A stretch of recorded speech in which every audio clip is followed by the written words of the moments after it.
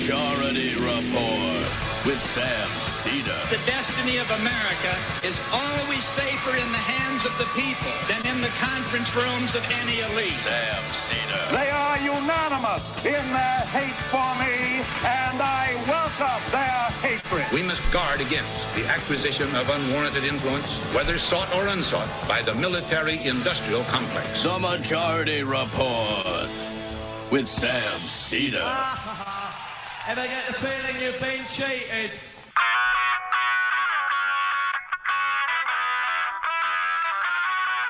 It is Monday, December 20th, 2021. My name is Emma Vigeland, in for Sam Seder, and this is the 5-time award-winning Majority Report.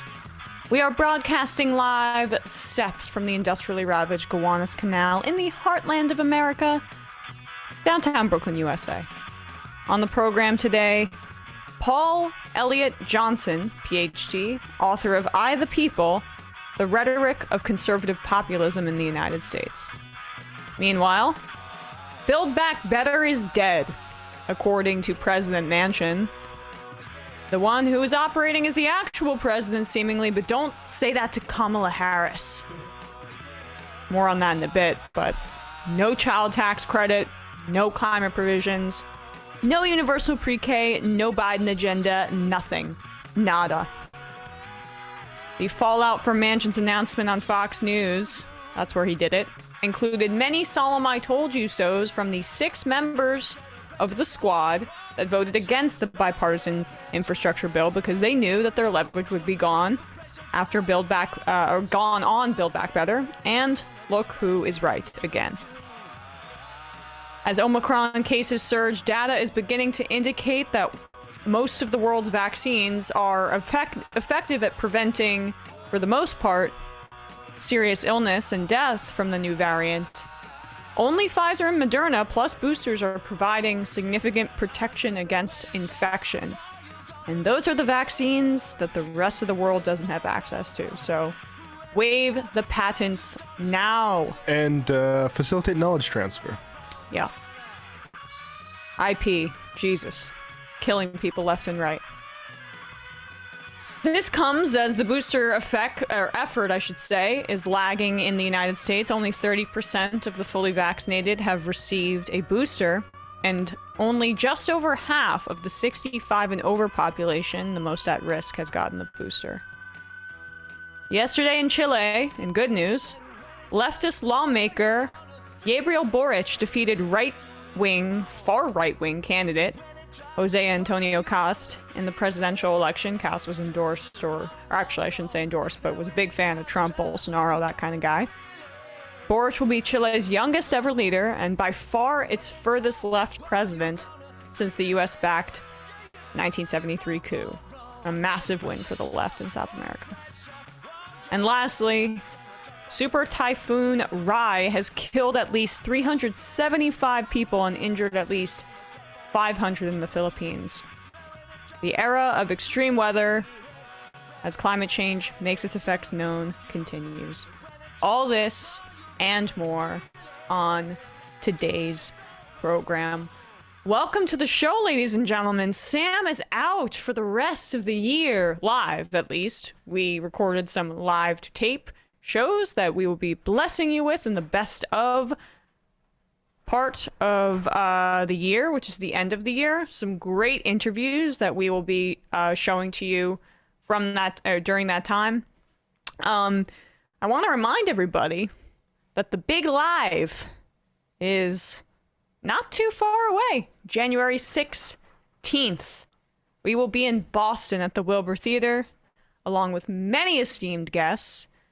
And tickets are still available, I believe. I mean, they're selling a lot, and time is running out. If you want to get your loved one of your favorite people in your life, one of our favorite people if they're a Majority Report fan, want to get them a ticket, little date night, definitely check it out. Yeah, turn to your partner and say this.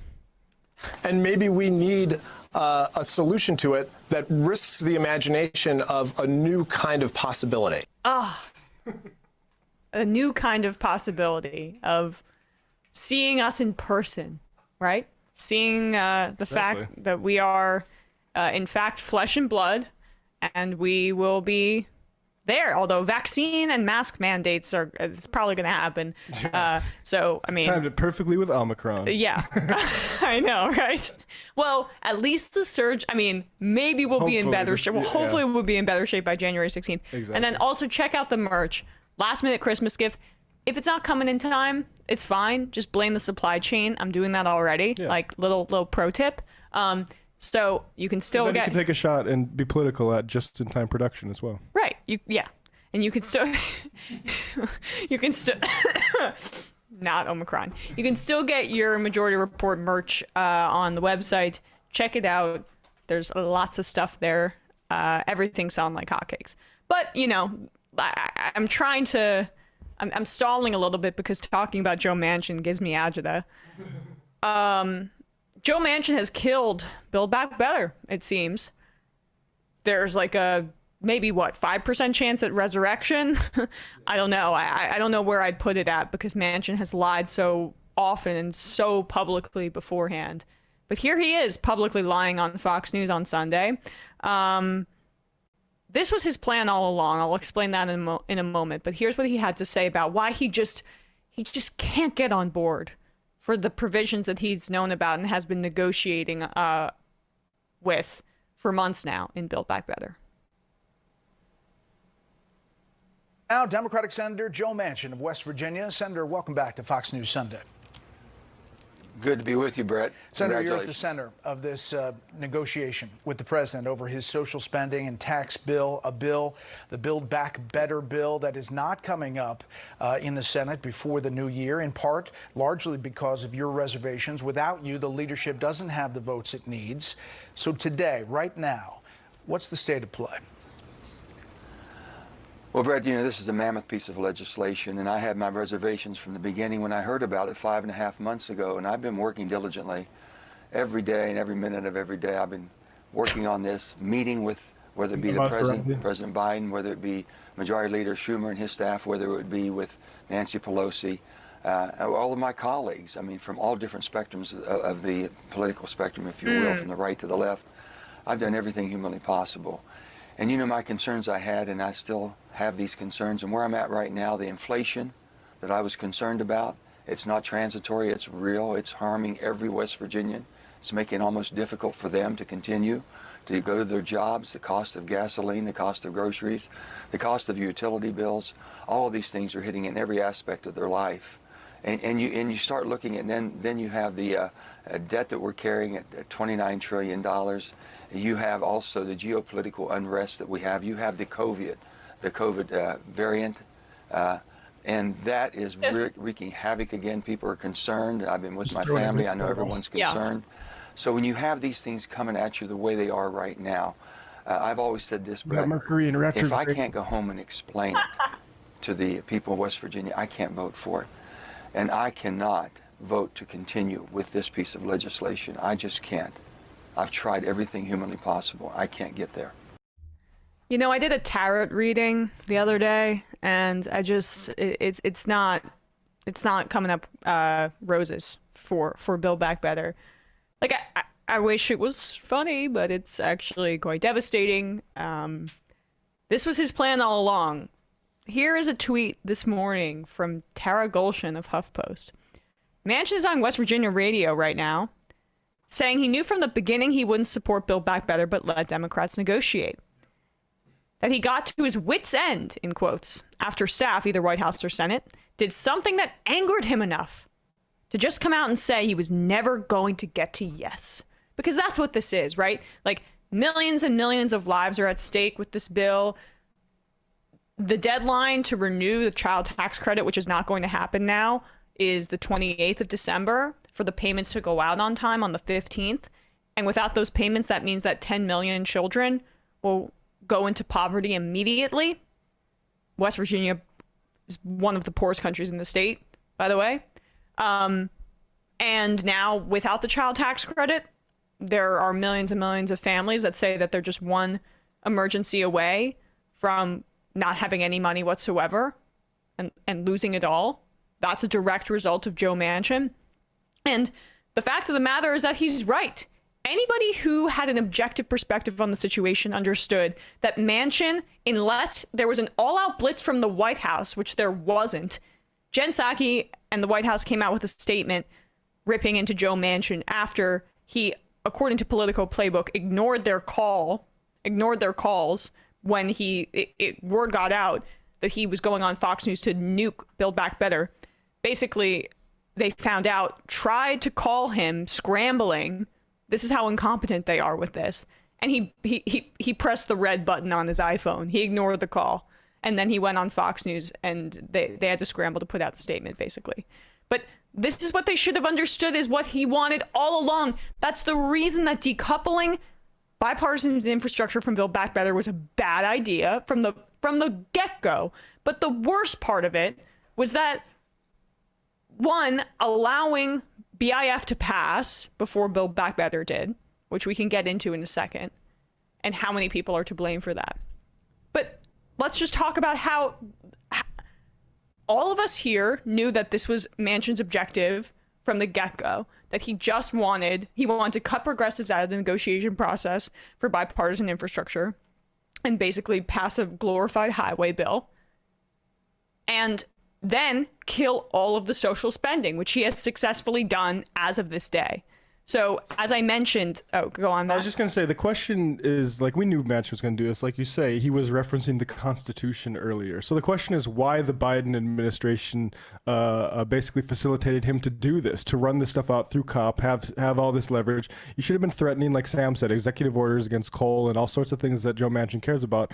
But now we're going to see, like, Psaki release a statement. Like, I hope it goes further than that, but, like, do they start doing this conflict too late to actually deliver for people? I hope not. But. Well, that's my fear, is that now that he's already said publicly that he's killed the legislation, things like what Bernie's saying here, I don't know how much weight they hold. Let's turn to Bernie Sanders, who was one of the lawmakers who had to panic and go on cable television to respond to this abrupt Manchin statement, killing the entire Biden agenda. He also in that interview mentioned that he does not support the filibuster, once again, for voting rights. So, like, the item that Schumer said, we're going to prioritize this at the end of the year, and then we'll get back to Build Back Better in the new year. Yeah, that's dead too because of Manchin. So, like... Yeah, it's like they're acting like they're mice in a maze, but everybody can see that it's just like a very simple, like, a straight line, and they're just deciding to keep going down side doors into BS. Exactly.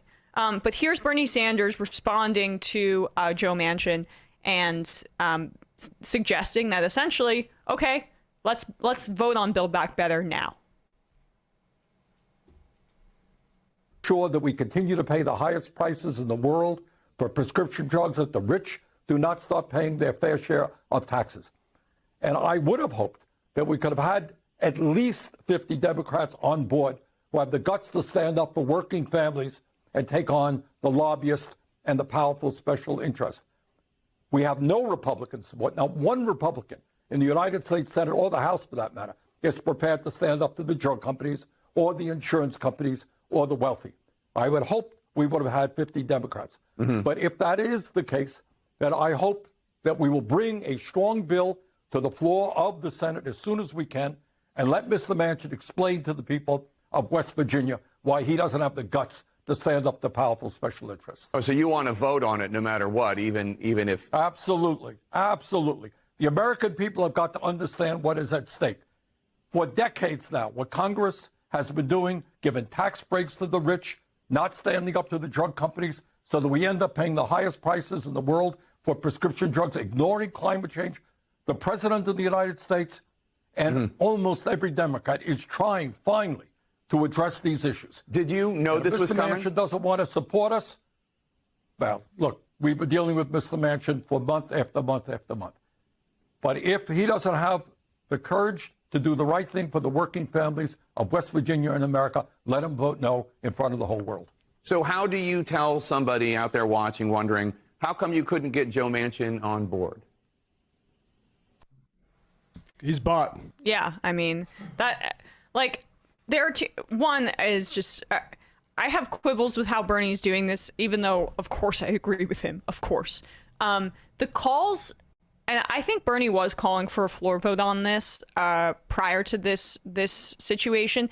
I guess if everyone really was as blindsided as they're saying about Manchin taking this publicly, then okay, I understand scrambling to say let's do a floor vote now. But the time to do a floor vote on Build Back Better was before Manchin said all of this publicly. And they knew that this is where he was trending the whole time. We saw him just like ramble incoherently about all the different reasons why he can't pass Build Back Better. Oh, you know, my dog ate my homework. Oh, inflation. Oh, like it's kind of cold out today, and I don't really know if I want to make the trip to make the vote or to pass the child tax credit. And like, actually, maybe I'd prefer if we didn't have any climate provisions, so it would warm me up. And also saying things that are very true, like that's too much entitlement, and we need to force these people to work. Yeah, I mean.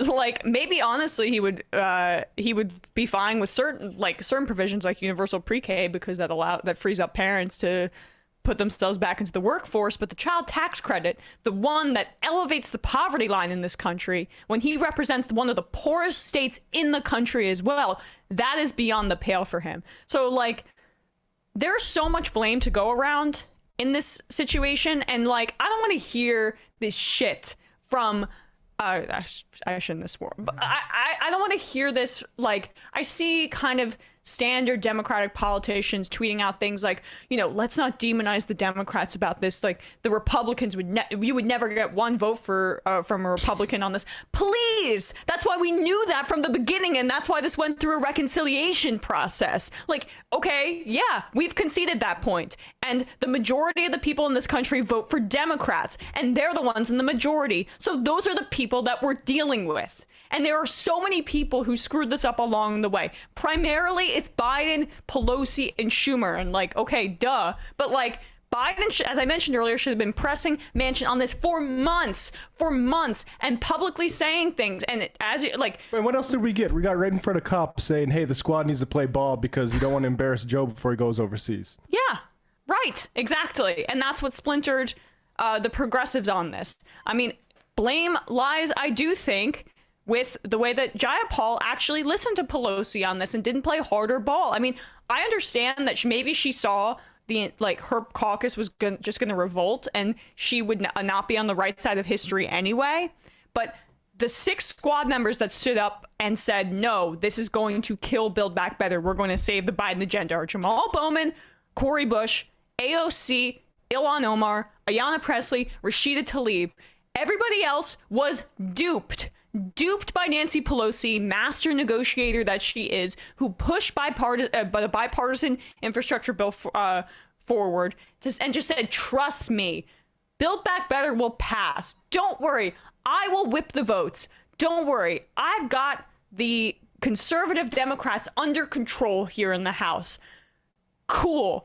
That doesn't matter because Manchin's in the Senate, and that's where the buck was always going to stop in these negotiations. I don't care that Pelosi can get her entire caucus on Build Back Better in the House. If there is Manchin in the Senate who's going to blow it up entirely, then no deal. They should have never passed bipartisan infrastructure without Build Back Better having going together. So the fact that Pelosi was able to arrogantly think that she could that her caucus would be enough to carry the day. The problem was always with the 0 vote threshold that the Democrats had in the Senate. That's where it always was. So I don't know even what we're talking about here, which brings me to Schumer, who had this signed letter from Manchin in his pocket for months and months and months, basically saying, I'm not going to go over this dollar figure. And now that they've gotten essentially down to that dollar figure, what does Manchin do? He blows it up. There's a consistent desire to not reckon with who they're dealing with here. The political corruption involved with Manchin, and just like the role that he plays for capitalists and for industry. This isn't office politics. This matters to millions of people, so wake up. And that's why, like, David Axelrod saying, yeah, we still had a momentous battle with the ACA. No, you had a battle with people being bought. And that's why the ACA was as limited and didn't lead to Democrats. Like, if we had public option, I'm sorry, like, Trump wouldn't have won, right? We keep bringing that back. And the reason is because the Democrats can't confront to the degree to which they are bought. And, okay, you're less so-called bought than the Republicans. Well done.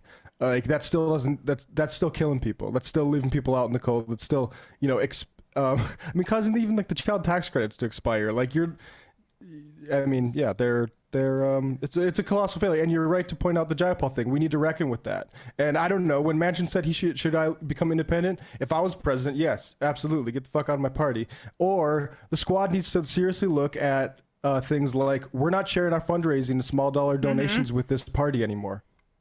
I think so too. I mean, again, I don't understand. They don't play hardball, and it also just literally takes them to be like hanging off a cliff by one pinky for them to consider, like, I don't know, doing anything about it to save themselves. God, it's so infuriating. We are going to take a quick break, and when we come back, we are going to be joined by Paul Elliott Johnson, PhD, author of I the People, The Rhetoric of Conservative Populism in the United States. And we have an advertisement for you as well. So, folks, one of our sponsors today is GiveWell. What is GiveWell? Well, this time of year in particular, people are looking for charities. It's hard to know a charity that you can trust, and maybe you want one that you think is going to be most effective.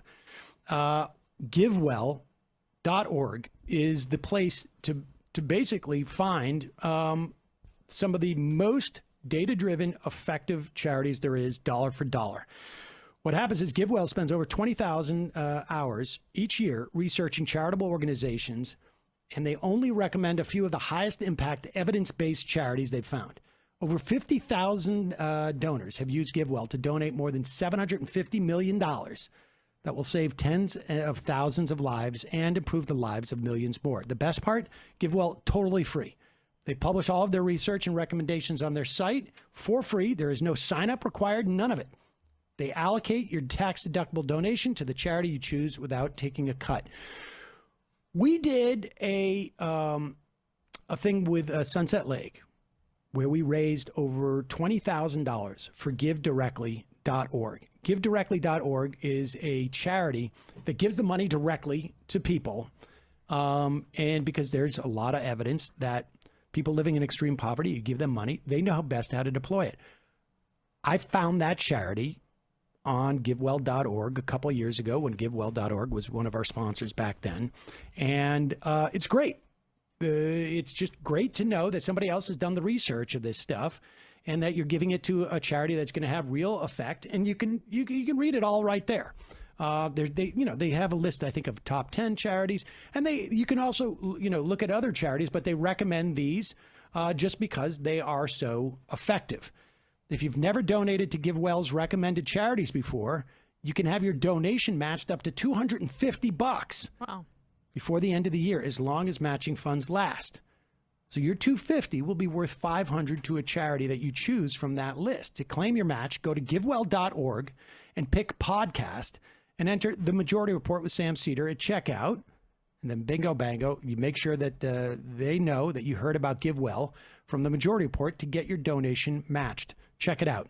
We will put a link in our podcast and YouTube description. We are back, and we are joined by Paul Elliott Johnson, PhD, author of I the People, The Rhetoric of Conservative Populism in the United States. Paul, thank you so much for being here today. Thank you so much for having me. So your book is like fascinating and really made me think a lot, which I think, it's one of these kind of, I said this on the show before, sometimes I have relatives who don't fully grapple with the reality of the Republican Party, and I want to get them your book as like my passive aggressive way to say I've been right all along. But we could talk about that another time. You begin in your introduction, your book, looking at the conservative activists like contract from that they wrote in 2010 based on the 1994 one. Penned by Newt Gingrich. Why did you choose to start there, and why did you find that was instructive for the rest of your book? Yeah, so the Newt Gingrich era contract with America from 1994 is part of this, kind of Republican, what's talked about as a kind of Republican revolution of sorts, and that's been a touchstone in works on the right. And then, of course, you have the Tea Party in 2009 and 2010, and they followed that pattern with their contract from. And I was drawn to it because for two reasons. One was, I remember during the sort of, aftermath of the Tea Party, there was this quote from Obama about how, the Republican Party just has this fever and we're just waiting for the fever to break. And, to an even greater extent than when I first started writing the project, it's become evident that this was not a fever that was just going to go away, and that there was not just some virus working its way through the US system that would eventually be cleared. So I was drawn to that moment because it was this moment in which people saw something that was happening that they thought was episodic, and in fact it seems very much defining. And then just I study rhetoric and how people talk, and just the prepositional difference between with, and from. With is something that you do with people. The contract with America, their Gingrich and the Republican Party are saying, like, we're kind of joined with the population, but there's this implied difference, right, in some senses. And that difference is fading by the time we get to the Tea Party, that it's now the sort of the people, right, who the Republican Party are thought to represent, or whom they argue they represent, are starting to dictate terms. So even it's a very sort of small, right, difference in language, it does, I think, work as a kind of anecdote for where we've been and where we're going, where we are now, in that it's sort of saying this is how things are going to be, that the people and the Republican Party are one and the same in the eyes of the party and the movement, and that's how they're acting. That's how they're framing reality. Yeah, I mean, well, thank God that fever broke, by the way. Like, when you mentioned the people, I never thought of it this way, but the way that the Republican Party defines the people, the way conservatives imagine it, is very distinct and not, necessarily what is, like, in democratic societies colloquially referred to as the people. How do conservatives in the United States define the people? It's I think one of the central questions, right? Because they are interested not so much in defining the people through a series of static characteristics, that you might assign to them, right? I mean, I think they do align them with, whiteness. They align them with the ability to make their own decisions. They align them, in other words, with a set of kind of characteristics that are kind of malleable, right? We know the history of this country. We know that white is not necessarily any static set of identity characteristics. It's more like a position of power. We know that all individuals, right, if they are free to choose, make different kinds of decisions. So that saying that, the people are, this unity of folks who get to sort of decide on things, that's not actually, there's not content to that, right? That's just a statement of about how people can operate in the world. So, the way they define the people is actually more about saying that they have a monopoly over who the people are, and that they get to sort of set the stage for who is and is not in that conversation, right? And so to that extent, then they define the people by kind of saying, here are some of the exclusive characteristics of our people, which is that they are economically viable, right? And that they are producers of things, right? The sort of Mitt Romney makers and takers, 47% vibe is a part of this definition. And they also, right, define them as the people who sort of have exclusive possession or ownership over the nation, right? Which again, the nation itself, right, is a malleable construct over time, right? What America is has changed. And, some people say that's our greatest strength. And I think for many conservatives and the GOP, right, it's our greatest weakness, right? They want to be able to say, actually, there is this idea of what the United States is, what the nation is. It does not change over time. It is actually a kind of static formation in some senses. And it is this ability to have control and to, I suppose you might say, sort of dominate the national imaginary, to prevent these other kinds of ideas of the people from even, getting to make a case for themselves, which to a great degree, I think is what part of what terrifies the right is that in the 1950s and the 1960s, you saw examples of a people that could be otherwise, thought along the lines of civil rights and the feminist movement. And, their response to that is to say, we have this people that's kind of frozen in time, and we just want to keep other people out of it. We want to monopolize it.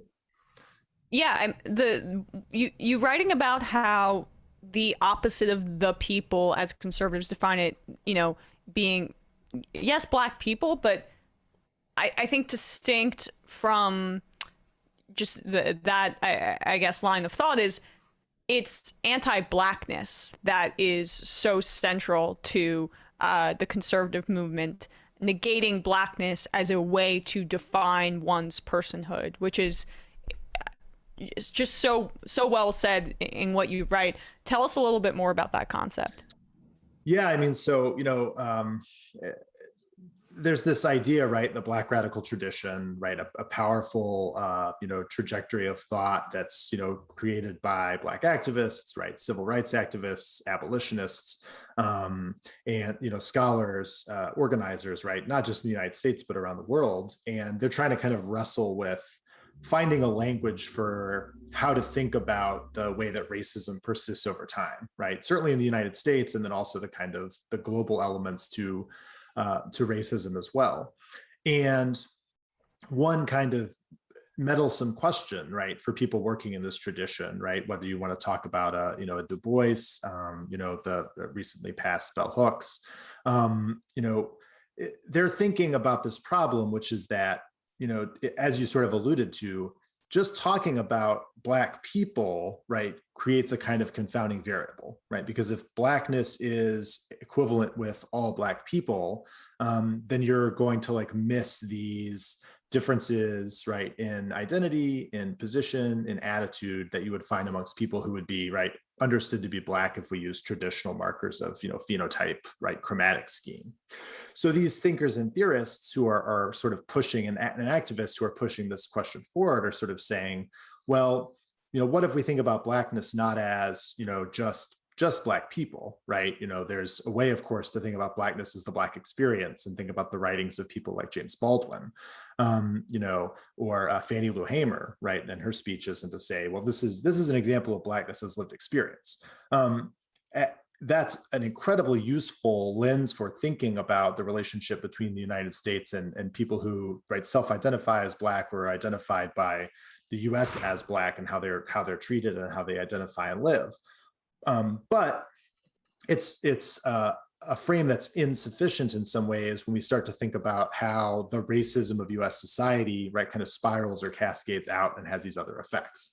So, other sort of scholars who are working in this vein, kind of push forward, and they want to say, well, what if Blackness was also this kind of name for when things are designated as, right, dangerous, pathological, and negative, right, by the United States, by its government, by actors in its civil society, by racists, by the right, and then say, right, Blackness is also a name for,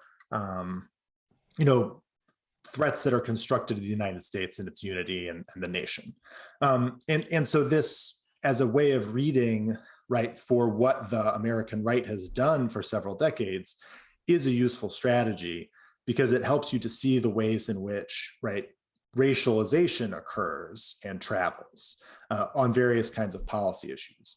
To give an example that's just sort of in the news today, right, we might think about the way that the welfare state and social programs, as a result of their articulation in the 50s and the 60s, the right seizes on those and starts to talk about them as infantilizing the American population by associating them with the rise of civil rights, and saying, actually, these are programs that hold people back, keep them from realizing their full humanity. A big part of the critique of the welfare state is sort of saying that if you're a recipient of welfare, then this makes you a kind of, right, not a real person, right, not a real American. And that's in part because those programs have been overly associated with or reduced to things that are for Black folks. So of course, just to note here, there's a third way of thinking about Blackness that poets and activists talk about, and that's Blackness is kind of that which can't be understood or managed entirely, by imperialism or by forces of racism. And part of what the people working in this vein are sort of suggesting is actually, it's very important to note that while the United States can do a lot of awful racist stuff, none of that is guaranteed to work by some kind of God-given force or metaphysical potential, to use an insufferable word. And that's the other thing about Blackness that's important is when people are thinking about resistance and social movements is that, when white sovereignty fails to achieve its aims, or when the right, doesn't succeed entirely in shaping the world in their image, that could be understood as a sign of the, capacities of something like resistance to that formation, and that goes by the name of, I think, Blackness.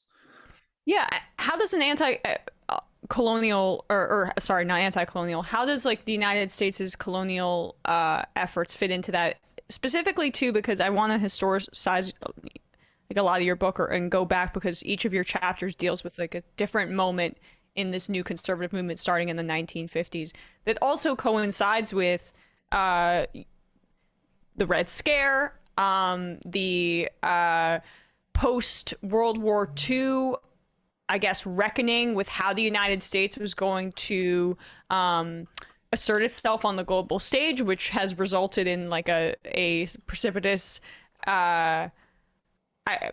decline, I would say, and then also a rise in imperial warfare by the United States.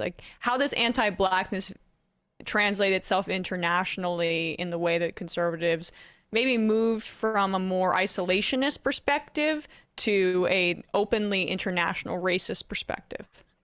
That's an amazing question, because I think that one cannot underestimate the role of the Cold War and the post-war context in all of this, and for at least two reasons, right?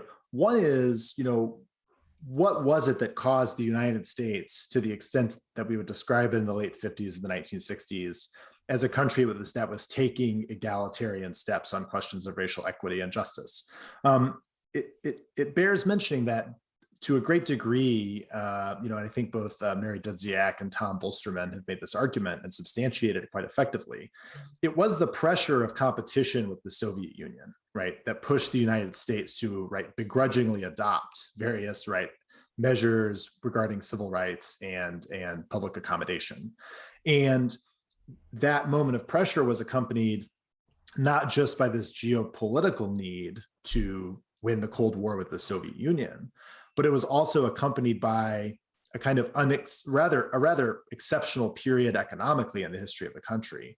From 1947 to 1973, the United States has been relatively unscathed by the Second World War. It has massive extra industrial capacity. It has a huge workforce returning from both theaters of war. And it has a government that is emerging in a commitment to fight this struggle against the Soviet Union with massive maintenance of defense spending, with the promulgation of infrastructure to facilitate a kind of Keynesian cycle of consumption, production, and payouts to workers. And so as a result, you have a society that's kind of working at all sorts of different levels, coordinated by government, by big labor, by big business, to create a middle class as a kind of way of saying to the world, the American way is the best way. And as a consequence, there are these, certain achievements that are rendered that are happening as a result of commercial gain and political gain, both commercial gain and political action in the US from this period of time. But the way that's narrated retroactively, and by many at the time, of course, is that, America is an exceptional nation. once again, as an exceptional nation, we have, moved forward to adopt, various proposals and programs on civil rights because we're a really good country. When in fact, Soviet propaganda was working, that there was an American apartheid in the South, to say nothing of the rest of the country where the sort of status of that apartheid was less legible to many Americans. And we could basically float all sorts of social programs and, buy off democratic deficits with this immense amount of accumulation that we produced from 47 to 73, right? What Elizabeth Cohen, describes as this consumer's republic. So a lot of what was quote unquote, progress within that mid-century period was really coming because of these pressures of geopolitics, plus an immense amount of economic productivity that was unsustainable, because those conditions of that post-war period would not necessarily be reproduced. And as a consequence, the idea of what it meant to be an American that's being made in this period of time is highly commercial and is thinking about exporting that commercialism, that consumptive capacity abroad as well, as well as domestically. So to think about what the right is reacting to, by the 50s and the 60s is this kind of, very complicated United States that's mixing aggressively in an imperial way with the rest of the world, but is also responding to these international pressures by changing things in reaction to the geopolitical situation. Yeah, so let's actually, I guess, start with maybe we can start with your first chapter on the 1964 presidential election, or I believe that was the first chapter. Am I correct there? Yes. Yeah, Goldwater and his candidacy, plus Reagan's "A Time for Choosing" speech, in which did we lose you, Paul? Oh, I'm back. Sorry. Okay, no, all good. So the Goldwater's candidacy, Reagan's kind of emergence a little bit more onto the political scene, not just Mr. Actor, where he gives his "Time for Choosing" speech, which I think, gives a real window into how the new conservative movement in this country, how the Republican Party was going to position itself for the next decades to the present, as an embracing of libertarian economic ideology and traditional values, basically. So how did that, how did that begin during that time period? Yeah, that's a great question, because I think, that speech is widely regarded, right? Whether or not you ask sort of liberal historians of the right or people on the right themselves as, one of those really important foundational moments for, creating the new conservatism. And indeed, right, during, the speech was given nominally in support of Barry Goldwater's candidacy for president. Right. But of course, Goldwater's people were really worried about it because they'd seen some of Reagan's speeches and they thought, this guy might outshine us. And that sort of happened. He was doing Obama at the 2004 Democratic National Convention kind of situation. Yeah, I think that's a great analogy. So Reagan is giving this speech, and he's an avid reader of what we would now call, right, neoliberal economic theory. Folks like Friedrich Hayek and Mies van Mises, and these are people who are working in the context of the Second World War and its aftermath, and they have a genuine fear. They have two genuine fears and anxieties. Right, one is that actually, from the First World War through the Great Depression to the Second World War, that sequence of events have actually, to some extent, in their minds and the minds of many of the world, delegitimated Western capitalism. And so they are deeply, concerned with, re-engineering legitimacy for that order. They are also, in some senses, fearful of the strong state, authoritarian and totalitarian governments that, from Stalinist Russia to, Hitler's Germany. These are very much on their mind too. And Reagan is an avid reader of these people's work, and to a great degree believes in both the need for a minimal state, and that the less that the state is allowed to operate and work, the more opportunity there is for commerce and virtue to kind of work. And so when he gives this speech, he's got to kind of shoot this gap in the emerging conservative movement, and talking about the state is very handy to him. Because I think you alluded to this earlier, right? You have libertarian conservatives who kind of favor the small state and personal liberty.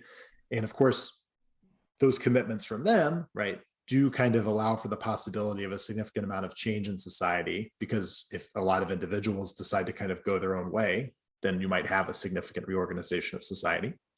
And then you have the traditionalists, right, often though not exclusively Catholic, believers in the idea of the family, of institutions. And they are hostile and suspicious of change, and they would like for there to be a sort of long-running, perhaps, right, spiritually backed laws of society that should be allowed to affect their power on the world so that the moral order might remain intact. So Reagan, in giving his speech, understands that these two groups might very well be at odds with one another, because if you have a moral order, that restrains the ability of individuals to do what they want to do. And if you have individuals doing whatever they want to do, maybe they will destroy long-standing orders. And so Reagan's solution to this is to kind of lean into this idea of the state. If you go back and you read this speech, there are all these references to camps, enslavement, gulags, totalitarianism. And this is his description, not just of the Soviet Union, right? But more importantly, his description of the effects of the welfare state, right? The taxation regime in the United States, which are, to be clear, right, anodyne elements of modern liberal democracies, right? You produce something, your workers produce something, some portion of it is taken away by the state to fund infrastructure. The idea that, we all live in a society, and so as a result, we have to make sacrifices to one another, and that sometimes those sacrifices will need to be coordinated with the state apparatus that produces certain incentives and certain disincentives. These are equated in much of what he talks about with the hard hand of the state and the threat of, enslavement.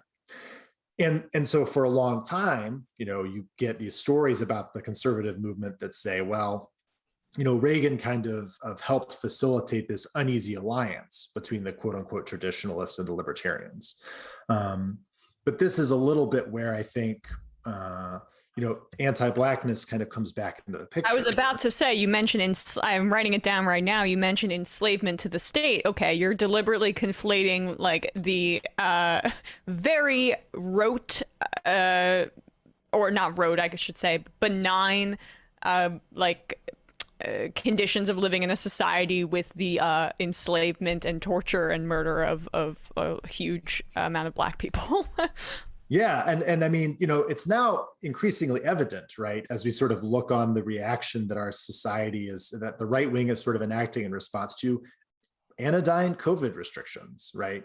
Not even always imposed by the government, but sometimes just imposed by businesses that don't want their other customers to get sick or whatever. And these are kind of addressed as, examples of slavery, that it's not a new condition for American conservatism to kind of gesture at the history of American chattel slavery and say, oh, this is an analogy for how we're feeling or for what we're dealing with. It goes right back to the beginning, right, to when the new right is being formulated, where Reagan can say, oh, you're worried that tax rates might, increase on small businesses. You're worried that entrepreneurs might not be able to make their own decisions about, who they can and can't sell stuff to. Well, I mean, that we do have experience with that in this country of people not being able to do what they wanted to do. And that is kind of how he's working in this moment to say, and to say that in the shadow of the Holocaust, of which there's a kind of emerging consciousness by the early 1960s. And of course, in the more well-known, because of government propaganda efforts, right, the threat of the Soviet Union and the gulags, which were much more aggressively messaged around as the sort of emblem of totalitarianism in the post-war period early on, than even what the United States was fighting against in the Second World War. So that gets it is racialized, right, by Reagan in a way, as if to sort of say, this this is how the average American, quote unquote, could become the victim of the same kind of genocidal violence that we're familiar with in this country if they are subjected to being ordered, regulated, and judged by the state, right? And to be clear, right, not just the like state in its most nefarious form, but as you say, right, the state in its anodyne, boring model of just doing liberal governance. And this is all prior to his actual time as president. So, I mean, the speech it lays the framework out for everything that we're talking about in the concept of victimhood, of populism, but for the people that we decide, that is defined by anti-blackness, of minoritarianism, which we can talk about a little bit. But now let's move to his actual campaign versus Mondale in '84, the Reagan Revolution, and how neoliberal white hegemony kind of became so it congealed, and it was more of a solid. It was becoming more of a solid form as Reagan wins and becomes incredibly popular during his time. Yeah, and I think I chose to talk about '84 because there's been a lot more, just a lot already written that's excellent on Nixon and the silent majority, and on Reagan's campaign in '80, which is a very conventional populist campaign when Reagan runs in '80, right? It's like Carter is a failure, Washington is a failure.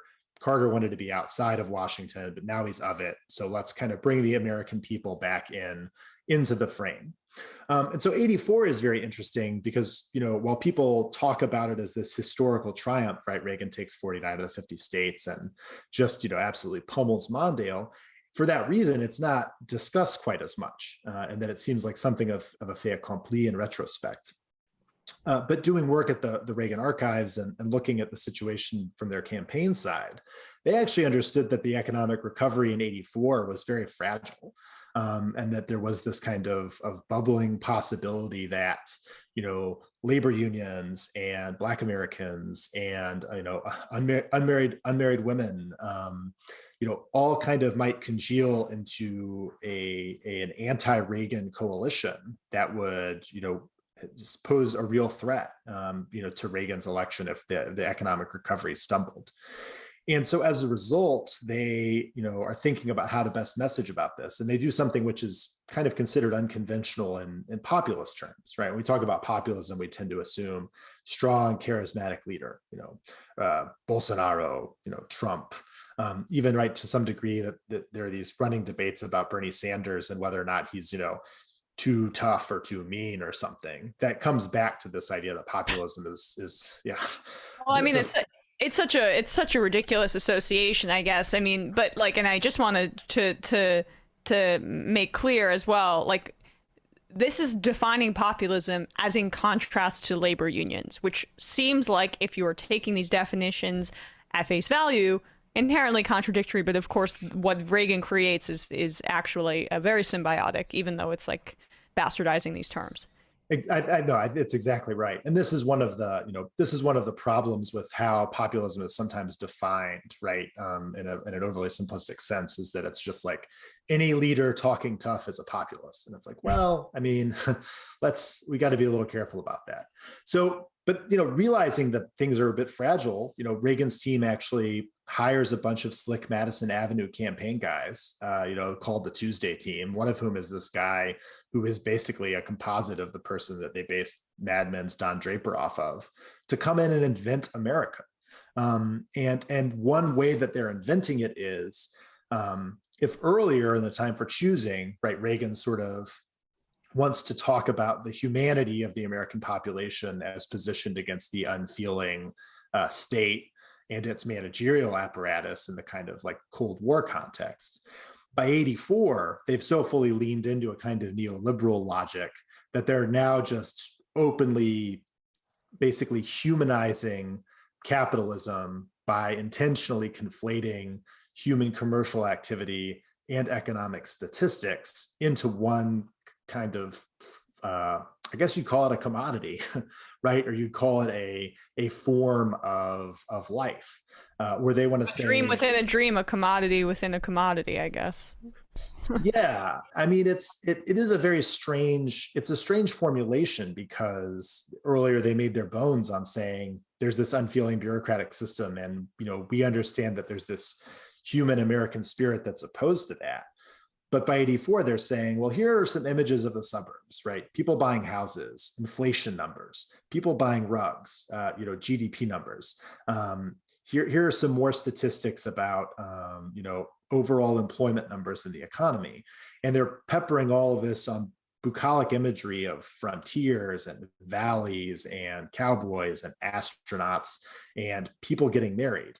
And when they praise, for example, in the very famous, ad that's colloquially called "Morning in America," when they praise the sort of move towards lower inflation numbers and more home buying, that's all done alongside a montage of a wedding, and a kind of like white family and any town USA smiling, and celebrating.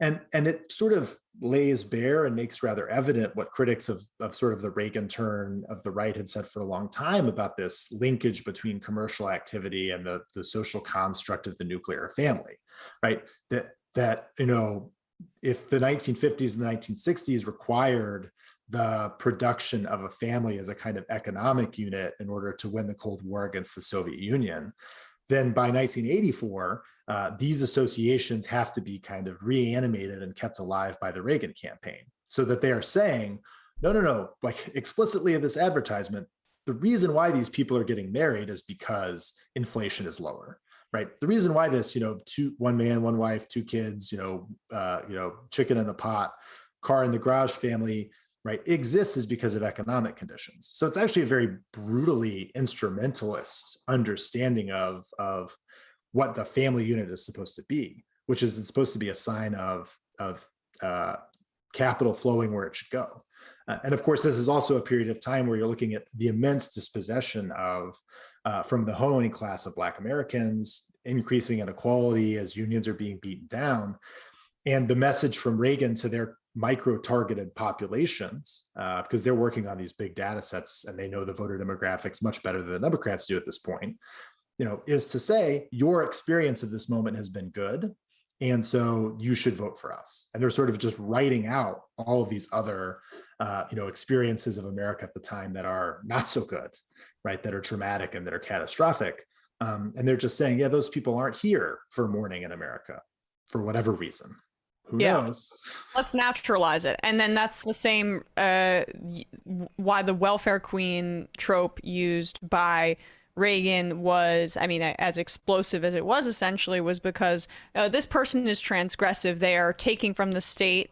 It was an amalgamation of everything you're discussing there, and like not a part of this nuclear family structure of like capitalism as showing itself in like the way that society should be organized in terms of race, in terms of like the relationship with the state, in terms of single Black mother, etc. Like all of those things are so visible in that trope, which that's why people talk about it so often, but it doesn't make it any less true.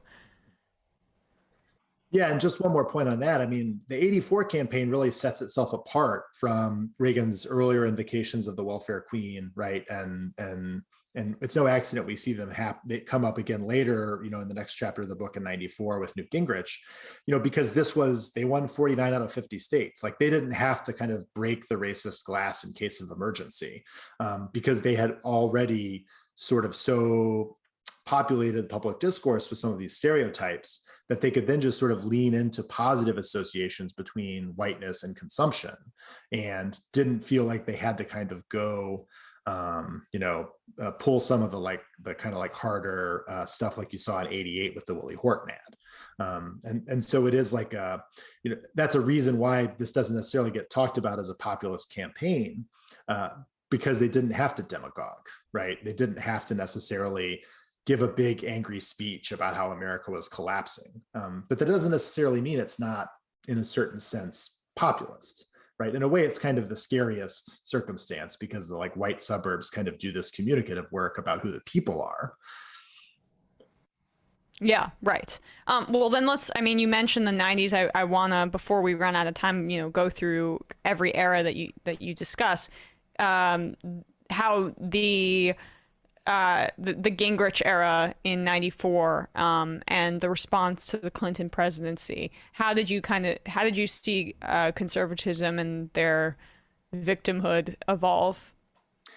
Yeah, I mean, this is the sort of year when the phrase "year of the angry white male" is kind of circulated in the discourse, and I feel like in some ways we're sort of living in the aftermath of that, even 30 years later. Whether we talk about Donald Trump and victimhood, or thinking about other kinds of performances of pained white men like Brett Kavanaugh in public. I think this is a kind of moment that comes directly from that. And for me, the important context for this midterm election in '94 is the Cold War ends in the early '90s, and that induces in America this huge crisis, because if it was the competition with the Soviet Union that caused the United States to move to some degree forward on questions like civil rights and equality, and it was to some extent also the pressures of that Cold War competition that kept our domestic political situation somewhat restrained. Then the end of the Cold War sort of, pushes the country out on the edge of this cliff all of a sudden. And you've seen this, collapse of unions for several decades. You've seen declining equality. And the consequences of that are America's trying to search for a new idea of what it is and who it is if it's not able to define itself against the Soviet threat. And so it's into that gap, right, that the Gingrich era conservatives kind of march. And they say, well, one answer to this question about who we are is that we actually are having an identity crisis. And that identity crisis is best expressed in the figure of the angry white male, whether or not this is in a movie like Falling Down, or it's in, Gingrich's kind of ludicrous future-oriented talk about progress that's defined against a kind of, the racist figure of the welfare queen and its various associates. So then let's move into I guess, because a lot of this is echoed in the Obama era and the rise of the Tea Party, which you define as much more, there's a much more nihilist element that's growing in the Republican Party's base during this time period, and of course the birther trope. This is kind of a combination of your fourth and fifth chapter here that we'll be discussing. But take us through that recent history of how conservatives evolved. Yeah, I mean, I think it's right to describe it as an evolution in the sense that these, embers or nihilistic elements that were sort of always present kind of moved to the forefront. And in particular, it's this idea of injury and victimhood, and it's, the racial components of it that are so central. Because you've got a country that's dealing again in 2008 with the collapse, the almost collapse of the global economy and the financial crisis, and the industry of high finance. I mean, if we're going to talk about white masculinity, you could make the argument that there's no single industry in the country or in the world, maybe even, this is identified with white guys, straight white guys as finance. And so the crisis, so to speak, is this moment where, maybe there's going to be real exposure or real conversation about who really holds power in this country. But it actually gets, sewn up very quickly by the sort of Tea Party move, where this sense of aggrievement and victimhood that, whether or not it was being stoked very savvily by Reagan or, pushed a little more clumsily by Gingrich, is kind of, for a long time been the driving force on the right. And then it moves into the center of their politics. And I should also say, I mean, some of this stuff is helped by politicians like our current president, Joe Biden, who was at the forefront of something like the crime bill or the bankruptcy bill. Like, a lot of this becomes so much adopted by the supposedly left-wing party in this country. No question. And even though it's a book about American conservatism, it's not, I hope it's not understood as a tome that in any way lets the Democratic Party off the hook, or no. You rail against neoliberal politics, and then you've got the credibility there. Don't worry. Okay, but anyway, I'm sorry. Keep going. I totally derailed you on the point. Yeah, but Sarah Palin as a figure, like the financial collapse, etc. Yeah, I mean, it becomes clear that the Tea Party has this way of talking about what it means to be a real American that is focused on this idea of injury. And Khadijah White, my colleague at Rutgers, has written an amazing book about this, where she details the way that the media covered the Tea Party and sort of shows how it wasn't just that they kind of both sides did. But actually they leaned into the most extreme examples of its racism, right? So people, calling John Lewis the N-word or whatever, and it's very bad, But the scarier thing is actually that the arguments that the Tea Party are making about how Obamacare is slavery, about how tyranny is coming from all these like healthcare czars, about how the Democratic Party is going to quote unquote fundamentally transform, wink, wink, the United States, how actually there's a very kind of a seriously racist core to those arguments, because the central fear is of kind of white enslavement. And that's what Obama's presidency entails. That's what democratic rule entails. That's what a strong state, right, bracket. I mean, it's not like Obamacare is, a huge like centralized government violence, but okay, is going to basically turn white Americans, and especially white men into, emasculated, right, blackened people. Like this is the core of their argument. And the media, by being like, focusing on the kind of, I guess you'd say like, old school racism of occasional participants in these rallies, is ignoring the structural argument about who America is that is perpetuated in the form of these arguments, right? Which is that it's the injuries and the claims and the worries of white people that are the ones that are taken seriously and that amount to, right, a form of racial injury, while the real legitimate historically grounded claims about those, right, people who were enslaved people, whose land was taken in the case of the indigenous populations that are here, their arguments don't get that kind of treatment by the media. Yeah, and I mean, you mentioned the word emasculated, or like, associated with blackness as like such a negative definition or branding that conservatives can apply to people. Tucker Carlson cannot stop talking about the feminization of society. And that is, I don't even know how those two get tied together, but it's just essentially when you are not the people as defined by the conservative movement. Right. So go on. I just want to say that's very well said. I think that's like a perfect encapsulation of where these conservative arguments move. To be injured means you're not a man. And that's why, like, I mean, you see these insane depictions of, in your final chapter on this, Trump, like bare-chested on a motorcycle waving a tattered American flag, like that. I used to go to Trump rallies and see that stuff all the time. And the idea that he's like the most masculine and he's the most he encapsulates everything that these conservative tropes were trending towards, which is like he's hyper masculine in that he's like incredibly aggressive and unapologetic. He's incredibly white. He presents himself as the wealthiest and most successful, so he's successful in the capitalist structure. And of course, he is an aggressive sexist, and so you cannot be Trump is not feminized or whatever. Talk about him as kind of maybe the whitehead of all of the conditions that you described. Yeah, I mean, I think that and I mean, some of this is, I was listening to your interview the other day with Ed Miller, and his work on the John Birch Society and how where we're at is the logical conclusion of so much that was going on before. And, it is, the chickens have really come home to roost, in the sense that the conservative argument about, you might say basically like their argument for the last several decades has really been that there's something like a real America that the actually existing liberal, right, political system can't incorporate or comprehend this real America in any kind of way.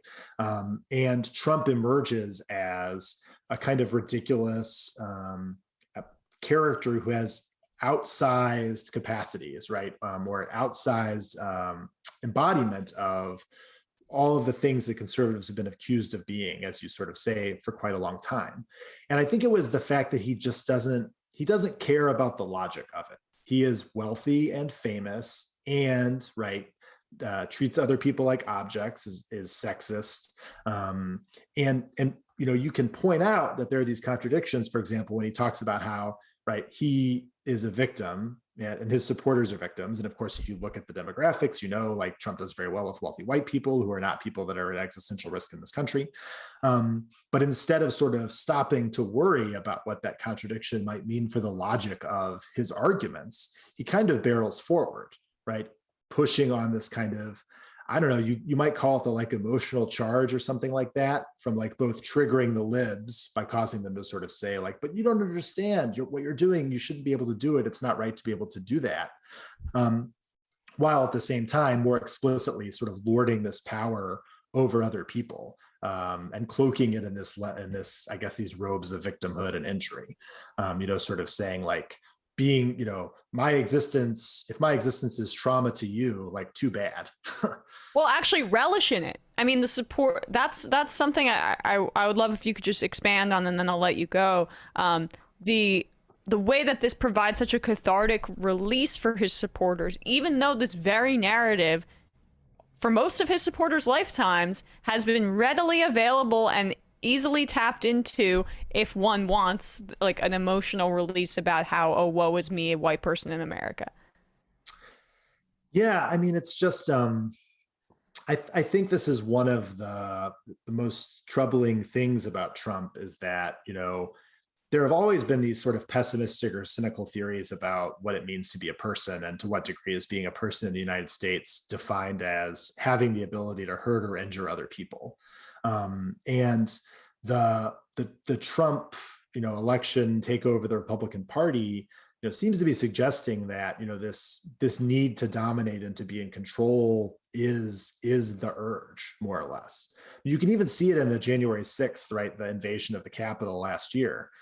And a lot of people have talked about the aftermath of that and said, oh, well, they didn't have a plan. There were some people with zip ties, but, they were just kind of mostly there, and they messed up some stuff, and the crowd kind of they just lost it for a little bit. And it's well, I mean, if we find ourselves in a situation where repeatedly and regularly, some people just kind of lose it and do some violence, and then and they understand themselves to be forging a new America out of that process, then, we've found ourselves in a situation where the kind of things about Trump that people just thought were jokes or ironic or one-offs are actually more like the core of our, the core of the Republican Party, and where it's going.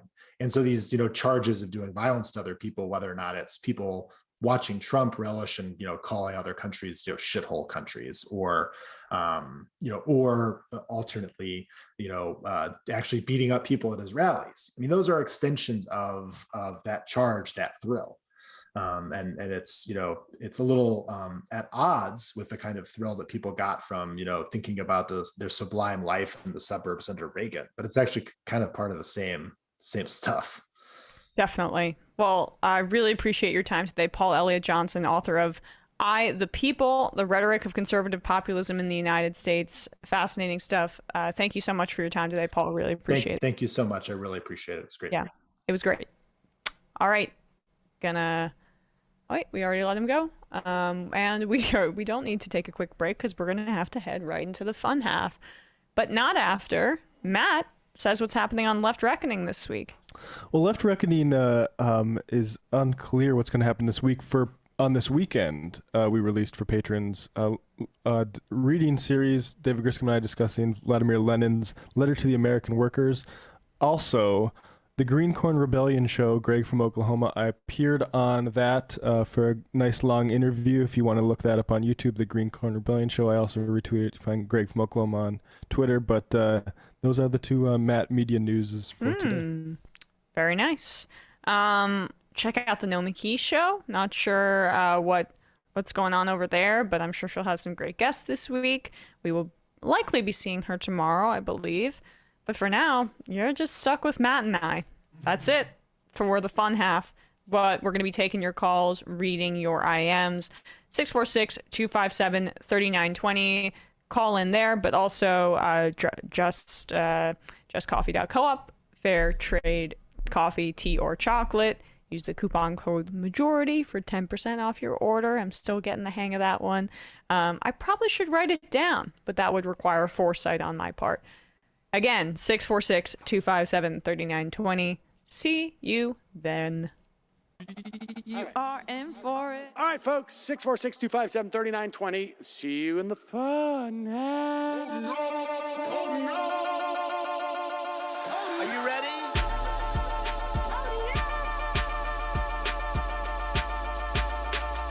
Who sent us this? Alpha males are back. Boy is back. And the alpha males are back. Just as delicious as you could imagine. The alpha males are back. Boy is back. And the alpha males are back. Just want to degrade the white man. Alpha males are back. I take all of it in my throat. Alpha males are back. Snowflake says what? The alpha males are back.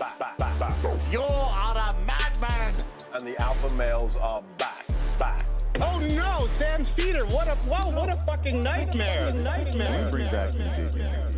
Yeah, or a couple of them, just put them in rotation. DJ Danner. Well, the problem with those is they're like 45 seconds long, so I don't know if they're enough of a break. That's fucking nonsense. You see white people doing drugs that look worse than normal white people, and all white people look disgusting. And the alpha males, psych, fuck them. Snowflake says what?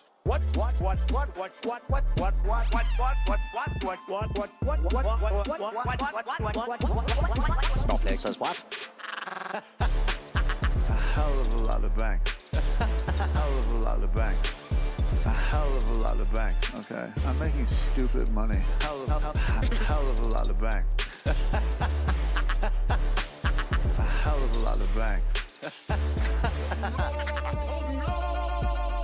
All lives matter. Have you tried doing an impression on a college campus? I think that there's no reason why reasonable people across the divide can't all agree with this. Psych. And the alpha males are back. And the Africans are black African. And the alpha males are black. And the Africans are back. When you see Donald Trump out there, doesn't a little part of you think that America deserves to be taken over by jihadists? Keep it at 100. Can't knock the hustle. Come on, fuck them. Things I do for the bigger game plan. By the way, it's my birthday. Happy birthday to me, Jew boy. I have a thought experiment for you. And the alpha males are back. Africans are black. Alpha males are black. Africans are back. Come on. Come on. Someone needs to pay the price for blasphemy around here. I am a total pussy.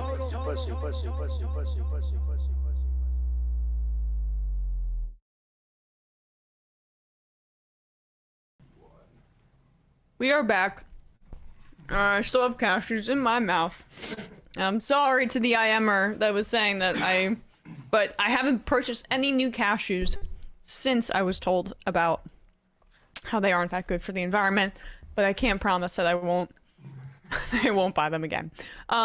Let's read some IMs, and then Matt is going to join us on camera for to talk a little bit about what happened in Chile over the weekend. That should be your Project Veritas expose is eating cashews.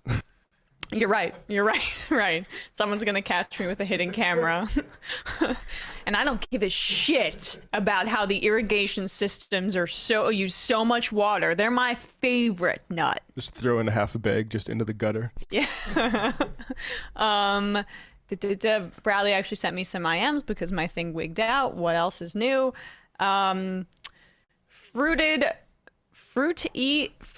Died dinosaur. Manchin isn't lying. He's been working on ruining Build Back Better for months.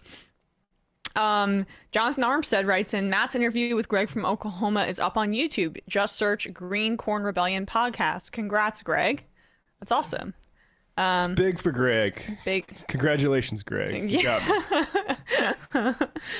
me. Echo Park taxpayer. I never thought I would say this, but we have to defund NPR. The piece they did justifying Joe Manchin being from a Trump state this morning literally made me scream. I mean, I can understand that. Yeah, don't give to more independent media than NPR. Only if you're like super wealthy, I think. Right. That's last, on your... not high up on the list for sure. Militant apathy. What does an all-out blitz on Manchin look like? I mean, I think Matt mentioned a few of the things. You got to use the stick a little bit because Manchin has some shady shit in his past, and you can say, oh, I'm going to investigate you on this, or what he cares most about is hitting him where it hurts, which is his wallet and the fossil fuels that make him rich on a yearly basis. Yeah, what would it look like? It would look out of character for Joe Biden to do executive orders against coal, but that's on the table, or that's there if he wants it, but you know. Right.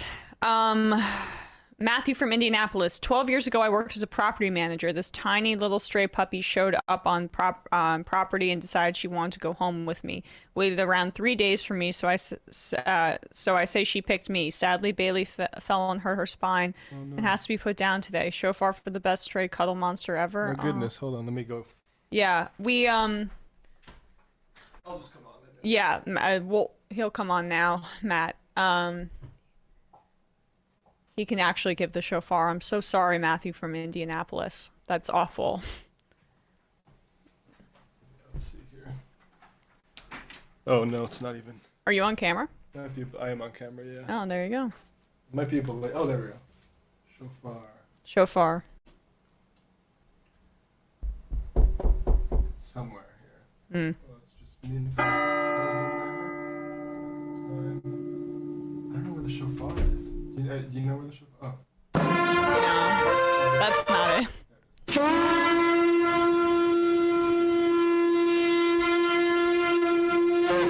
And then we have another shofar request, I believe. Okay. Judy Ruliani, can I get a shofar request or can I get a shofar for my millennial president?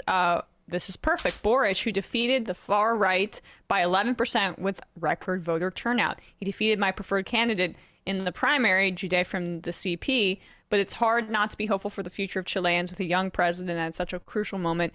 You can just give the shofar now.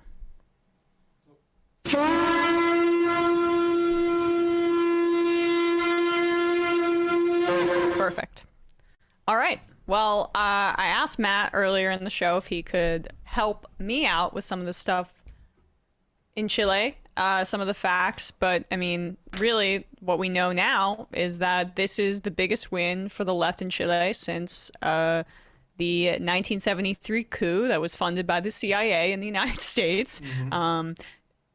Basically resulted in a nearly 20-year dictatorship in Chile, and now the left is making gains. Yeah, so we need to do a little bit of myth busting. I don't remember those guys' names, but myth that socialism doesn't work anywhere, and the actual historicization is that the United States will economically sabotage and even militarily engage with any country that tries to set the example of functioning socialist government. So we have a couple of bits of media here. This is my, let me just adjust my armrests here. We got a couple of bits of media. The first one is from 1972, so a couple years after Allende was elected in 1970.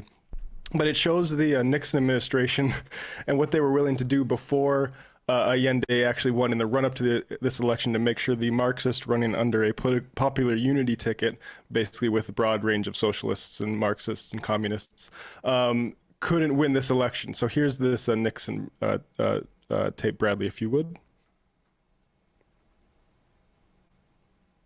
Yes, sir. Have you said anything, Ron, with regard to the ITT in Chile? How did you the State Department dealt with that today? Sorry, Bradley. So ITT in International Telegraph, Trade and Telegraph, I'm not sure what it's an international telegraph company. And it had the second largest outside holdings of any sort of industry besides the copper industries, which also Allende wanted to nationalize. So ITT, very afraid. And if you think of like the way Verizon and like Snowden revealed these communications companies reveal stuff, they are kind of parts of the state and they're willing to work with the capitalists. So ITT, a big part of the deep corporate state organizing against Allende. So anyway, continue, Bradley. Yeah. Yes, sir. Have you said anything, Ron, with regard to the ITT in Chile? How did you the State Department dealt with that today. Oh, they did? Yes, sir. What did they do? Deny it? They denied it, but they were cautious on how they dealt with the Corey statement because they were afraid that might backfire. Why? What did Corey say? Well, Corey said that he had received instructions to do anything short of a Dominican type, alleged to have said that. Corey did? Right. So how that get out? He put that out? Well, Anderson received that from some source. Al Haig is sitting with me now. Oh, yeah. It was a report contained in an IT&T thing, but well, he was instructed to. Well, but I hoped it, but he just failed. Son of a bitch, that's his main problem. He should have kept Allende from getting in. Well, in any event, State has denied it today, and they referred to your... That's a fascinating clip because it shows how you deal with, like, this is Jen Psaki's job now. Yeah. How do you deal with this sort of, like, actual our nefarious deeds coming true, or coming out, and us dealing with, well, it would have been nice if we could have stopped Allende. Right, that's what we wanted to do. So I got this another clip, which is shortly after Allende won that election. And if you can put this up, it's a little snippet from a memorandum from the director of Central Intelligence, Dick Helms.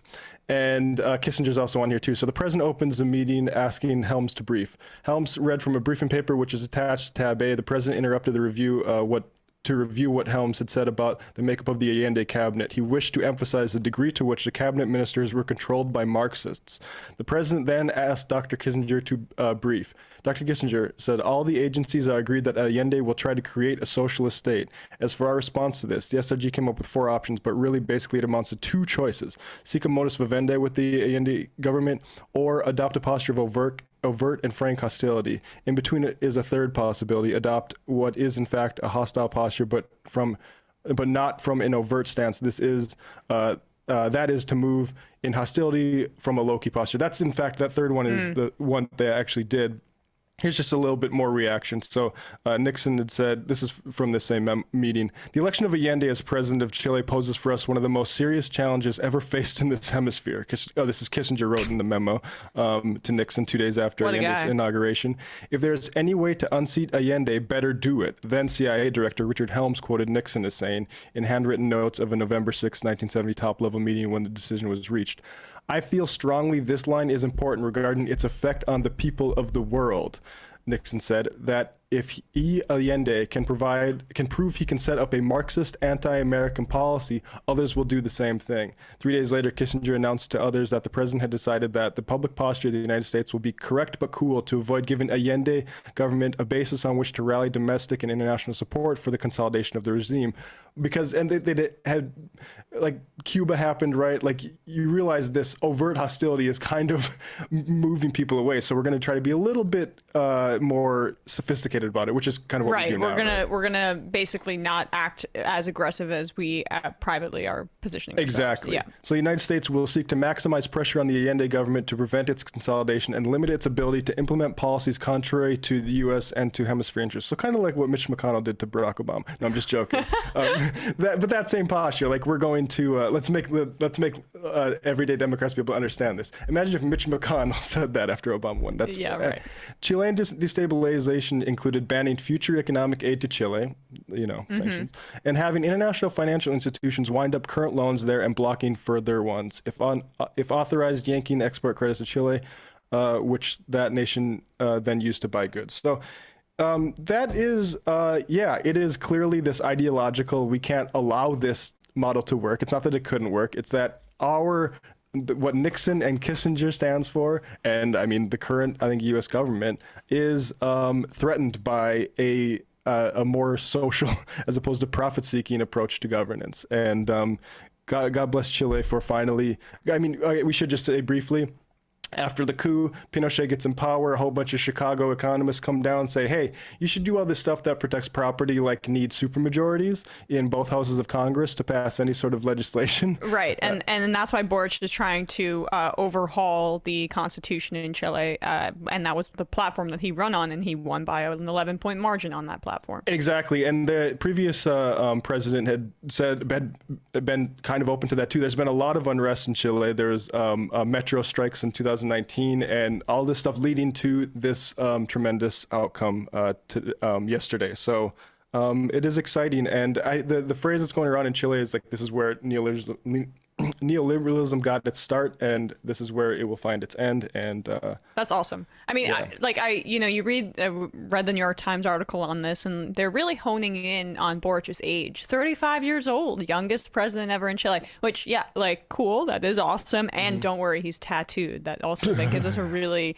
interesting wrinkle to the story. But the actual narrative is the one that you are talking about there, is that after decades and decades of CIA and United States bloody interference in order to stop the spread of leftism in areas that United States capital had a significant investment in, there is a movement throughout South America, and we are seeing this. We saw it in Bolivia. We're seeing it here in Chile, that needs to be taken seriously and is incredibly exciting. Yeah, and I wonder why in like Latin American countries there might not be a whole bunch of socialist leadership from like the generations prior to us. It's because of this exact same dynamic, right? Like death squads and CIA infiltration, and just, I mean, not to mention just like the COINTEL infiltration of any leftist party anywhere. All these places have a whole bunch of they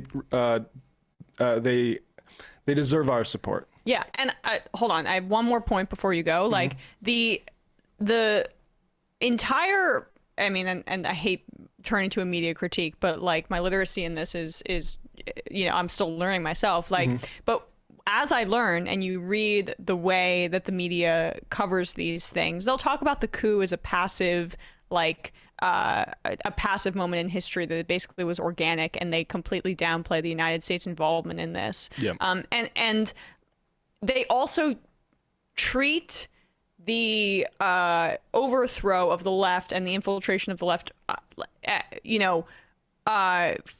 when looking at it historically, with like a bar of evidence that is so high that it's almost impossible to clear. So everything that you laid out before about all the things that Nixon and Kissinger were documented saying, that is obvious that they authorize the use of covert action in Chile to help overthrow the government. But because there isn't like a video of a handshake of it happening, then a lot of the way that it's covered is, oh, well, I mean, like, this is just conspiratorial thought, when it is so obvious to anybody with any semblance of critical thinking that this is how it went down. And we have hundreds of historical examples of the way that the United States operated. Well, it's like, that thing where Democrats get up in arms when doing focus groups, because it's like, we keep telling these people that this is what the Republicans want, and they don't believe that they actually do. The same thing is true about American history and our foreign policy, right? You can tell people, and they think like, okay, I kind of buy that. Like, I think there's a general acceptance of this, but when you get too detailed for people, they think like, whoa, you must be kind of getting out there. You're kind of weird. Yeah, and I mean, just to put the context of, us supporting that coup, and this sort of general, our feelings about Latin American countries, like you might think, oh, they probably had a whole bunch of coups and difficult governance before that. 120 years of Republican democratic governance before we decided to put 17 years of Pinochet in there to basically shore up the property classes, privatize education and all that, health and all that stuff, and really let people get some of those dollars for the top 1% of folks, and that's all that we had to show for it. I mean, not that it would have been worthwhile, right? But just to say, like, we came in and toppled a democratically elected Marxist. Talk about Dems, democratically elected Marxist, and that ended 120 years of, as far as I can understand. Maybe I'm wrong, but what do they call it when transmission of power or passing of power. Yeah, right. Transfer of power. Peaceful transfer of yeah, power. Everyone's right. fetishizing during Trump. Yeah. And yet we get rid of 120 years of that and give Pinochet and Chicago school economists. It's almost like there's a consistency when Biden is holding a democracy summit and he has Juan Guaido speak at the pro-democracy summit. It's almost like the concept of democracy is quite fluid based on the ideological nature of the people in power and their relationship with the United States' production of capital and consumption. Democracy Incorporated, baby. All right. Well, that was awesome. Matt, do you know how to call in over there at Sam's desk? I do not. Well, no. honestly, I'm sorry, folks. We may need to take like a 30-second break because we are operating a little bit shorter-handed here. Let me get over there. Yeah, and I'm only able to call into the phone calls from Sam's desk, but we do want to take your calls today, at least a few of them. So we're going to take 30-second break maximum in order for me to go over to Sam's desk and call into the phones.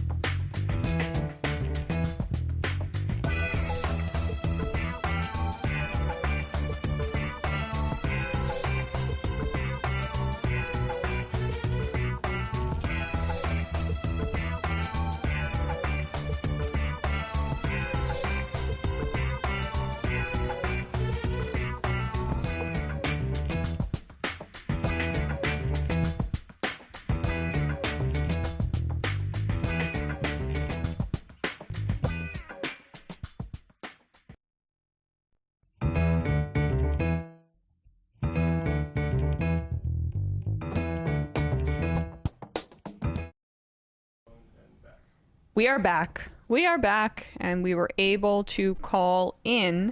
Here, let's read a few IMs as well, in response to also what Matt was talking about there. Thames Darwin, what happened in Chile is huge. It's important to bear in mind that democracy was allowed to return in Chile in 1990 only because the Constitution of 1980 remained in force. Boric being elected as a vote of support to the left in drafting a new constitution and referendum on what was held last year.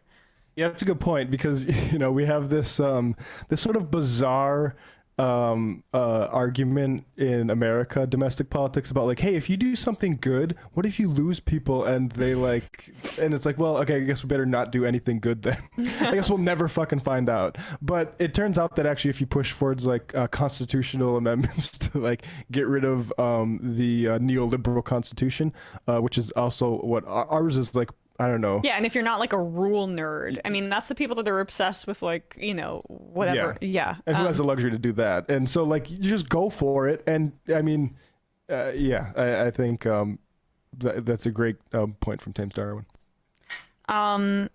Christo, perhaps I missed it. I think it should be mentioned that friend of the show, Stephen Donziger, has been released. So far, well, we can't right now, but a follow-up interview would be great. That's a good suggestion for the new year. Also curious if your thoughts on rising star and one-time left podcaster Dasha Nekraskova. Her recent interest in Alex Jones is appalling, isn't it? She's on Succession, right? No, is she? Oh, I don't know. Oh, I Maybe thought that was the girl from Red Scare. She is, yeah. She is. Yeah. I have not been that super interested in Red Scare, to be honest. I heard it's kind of just like a troll show. Good luck with pulling Alex Jones left, though. So I think I that's literally only how I've heard of the show, but I didn't know anything about it until basically I saw one of the hosts on Succession. I'm a bigger fan of her ex. Yeah. Oh, I didn't. Let's take a call. Pretty sure I know who this is. Calling from a 308 number. Yes, you do. It is Kowalski. Kowalski, it's you. What's up, man? How are you? I'm good. I simply felt compelled to call in due to the cashew controversy. Thank you very much. I'm curious if this means your militant veganist arc is over. You know, I mean, it's quite fluid. TBD. Well, actually, I was just going to say, do not feel guilty for eating cashews.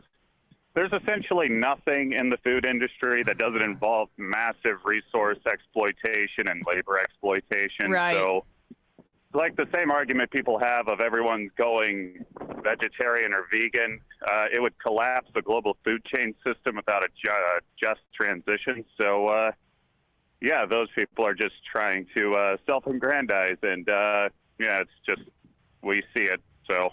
Yeah, well, I appreciate the comforting words, Kowalski.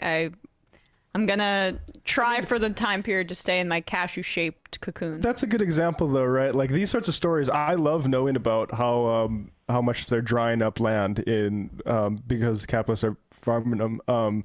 Making it an individual choice is not the solution that we ever lead with, though, in my opinion. It's like literally a way to design to just make people actually like, all right, against the left. These leftists don't let me eat my cashews or large sodas. Right, which is why I'm against the left, and don't come after my video games either. Like, I mean, maybe my sister would be upset if I told this story on air, but like my stepdad and mom were using too many plastic water bottles, and she wrote stuff all over the plastic water bottles. Like, I forget, she must have been bored one afternoon just to troll them, like all the statistics about how much it hurt the ocean, and they just got pissed. I mean, they're like, no, it didn't help the situation in any way. I've got to be honest. But you could shame people for using plastics, or you could, try to make a policy that we switch back to glass bottles, which are easier to be recycled, and even if they break, they don't necessarily pollute the environment. So, right, absolutely, 100%. It's interesting to be a noble individual, but functionally speaking, you're a drop in an ocean, like legitimately a drop in the ocean. But yeah, I was just going to say, don't feel guilty about eating foods that are available. There's not really much you can do, and we're at the mercy of a monoculture system. So with that, have a happy holidays. Have a happy holiday to you, Kowalski, if I don't talk to you before the Christmas break. Later. See ya. Bye. Also, check out our conversation with Kowalski on the Left Reckoning Patreon, because I've been thinking about this, honestly. Like, if I was Joe Biden, or if I was president and could, get a party, do my agenda, I would do this thing that Kowalski suggested, where you have greenhouses, a massive greenhouse program, because greenhouses are the future of how we need to do food, because insulated from climate, the pesticides don't go every fucking place in the world, so you're not creating like a massive problem there, and also it's closer to labor where people need it and not out in the middle of nowhere, right? And also they're pretty. Exactly. Can you imagine walking past a nice greenhouse where maybe you work? It's like a co-op greenhouse, and you. I used to go every weekend. I'd go with my dad to get flowers at the greenhouse. It was it's one of my favorite childhood memories. They're beautiful. Yeah, and like my mom grew up on a dairy farm with a whole bunch of other stuff too, and we had a big garden in our backyard. Like, I hated it growing up because I was one had to weed it, and it wasn't, it wasn't a co-op, so I didn't have the same sort of ownership over those vegetables that my parents did. Yeah. Over what gets planted. But looking back on it now, like, that is, talk about like meaning and like wanting to do something that's gives you meaning. How about like growing your own food? Yeah. Right. Like, I mean, there are people I know, like, people make fun of it, but if you have a backyard and people who have their own chicken coops, like, and growing their own vegetables, that is like, there is some, I would find it therapeutic, I'd imagine, too. Absolutely. And then to do that on like a high tech scale, where you, like, instead of this old industrial stuff, and of course you'd have to do it, but I mean, it wouldn't be probably better for the environment than these Amazon warehouses where you got diesel trucks idling. But yeah, I don't know. I'm all about that. So check that out on Patreon. Left Reckoning. Just going to plug that one more time. Yeah, definitely. Socialist Bear writes in, have Kowalski call back in and explain the pros and cons of no-till cover crop farming. All right, Kowalski, that's your assignment for the next few days. All right, let's do this Kamala Harris clip. I can't believe it's 1:46 and we haven't even gotten to this garbage yet. So Kamala Harris, I don't know why Charlemagne the God is interviewing her from the Death Star or whatever, but I guess this is his setup for his show on Comedy Central. He got Vice President Kamala Harris on the show. This is an eventful interview in which Kamala Harris gets performatively, righteously indignant when she's asked a very legitimate question about the way that Biden is negotiating with Joe Manchin, or lack thereof. And it becomes so uncomfortable for her that Simone Sanders, one of her aides now on her team, who in 2016 was on the Bernie Sanders campaign, but like, I'm just going to say, I haven't heard great things.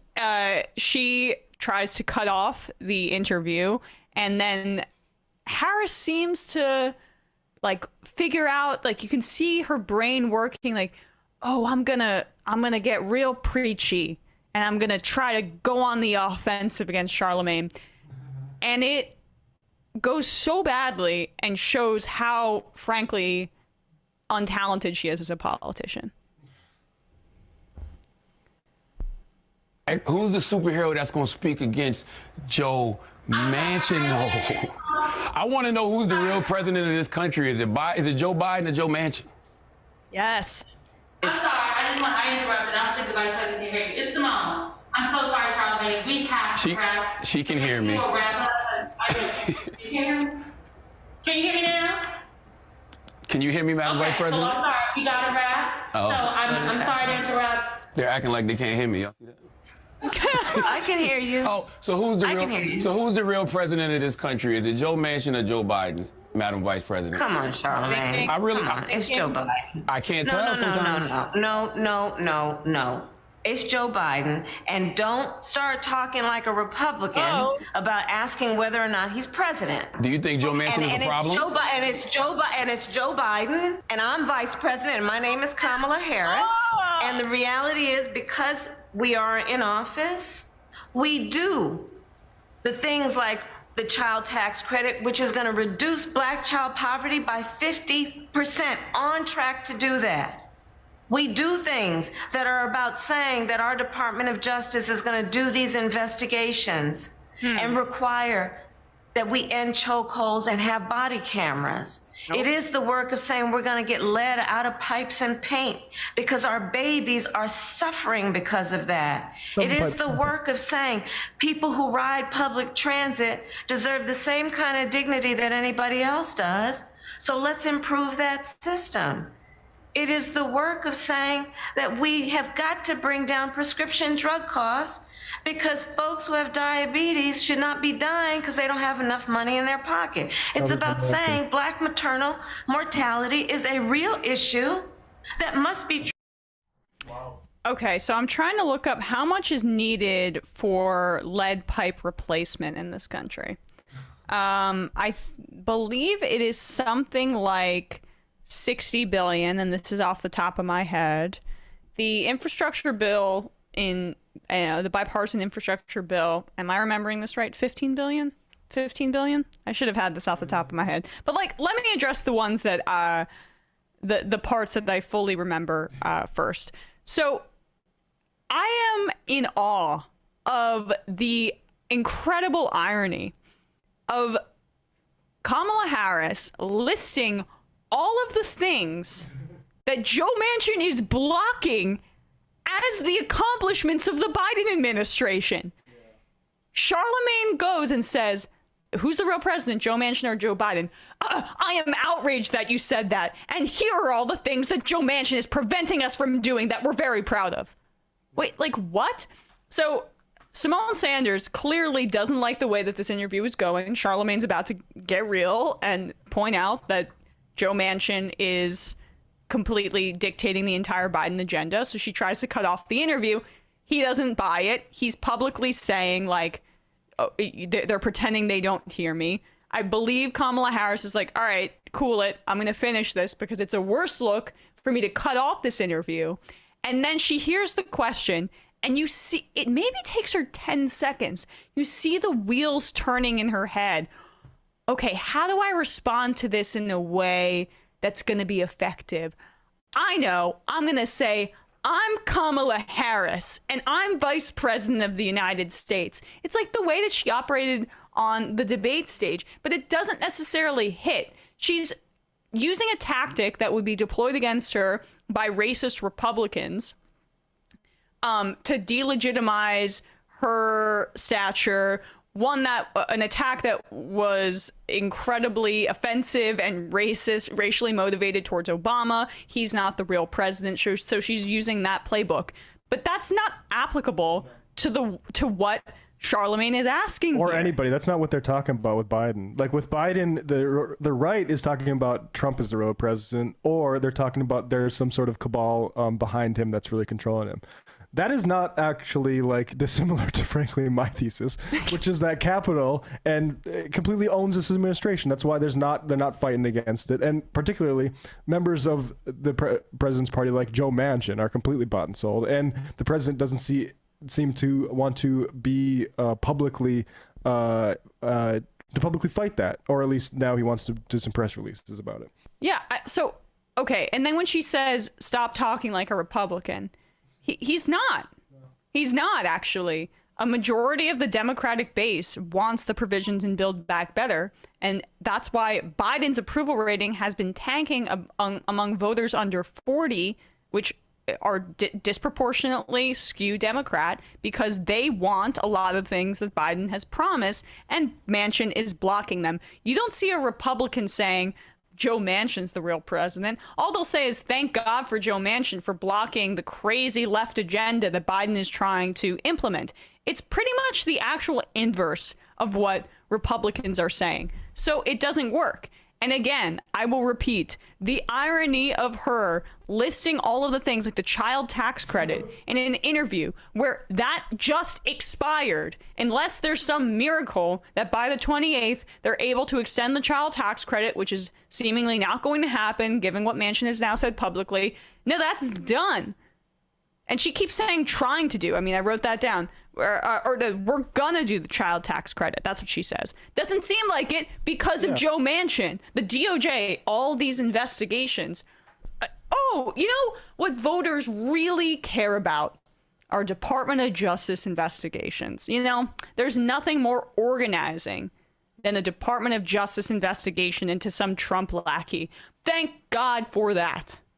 It really is a sign, particularly why I think party leaders and party donors like Kamala she's a perfect representative of how you can speak to issues without any idea of what you do differently. Like when she hit Joe Biden on the busing thing and then sold shirts on it, and then a few days later was like, actually, I don't know where I disagree with Biden policy-wise on that, right? Like they can speak to issues, and the worst thing for them, like all these Democrats that like to speak to issues and not do anything about them, was that they got a trifecta. They got the presidency and House and the Senate, and it went to show that because if they didn't have that, they could have just been talking like, we want to do this and we need to do this, right?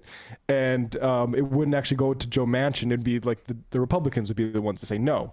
But Joe Manchin, right now, you get to a guy where it's like Joe Manchin's like, yeah, I'm not going to say yes to that. Clearly not. Like, yeah. Why I wouldn't get meetings with Exxon and all the different like anti-union car lobbyists and all that stuff. Oops.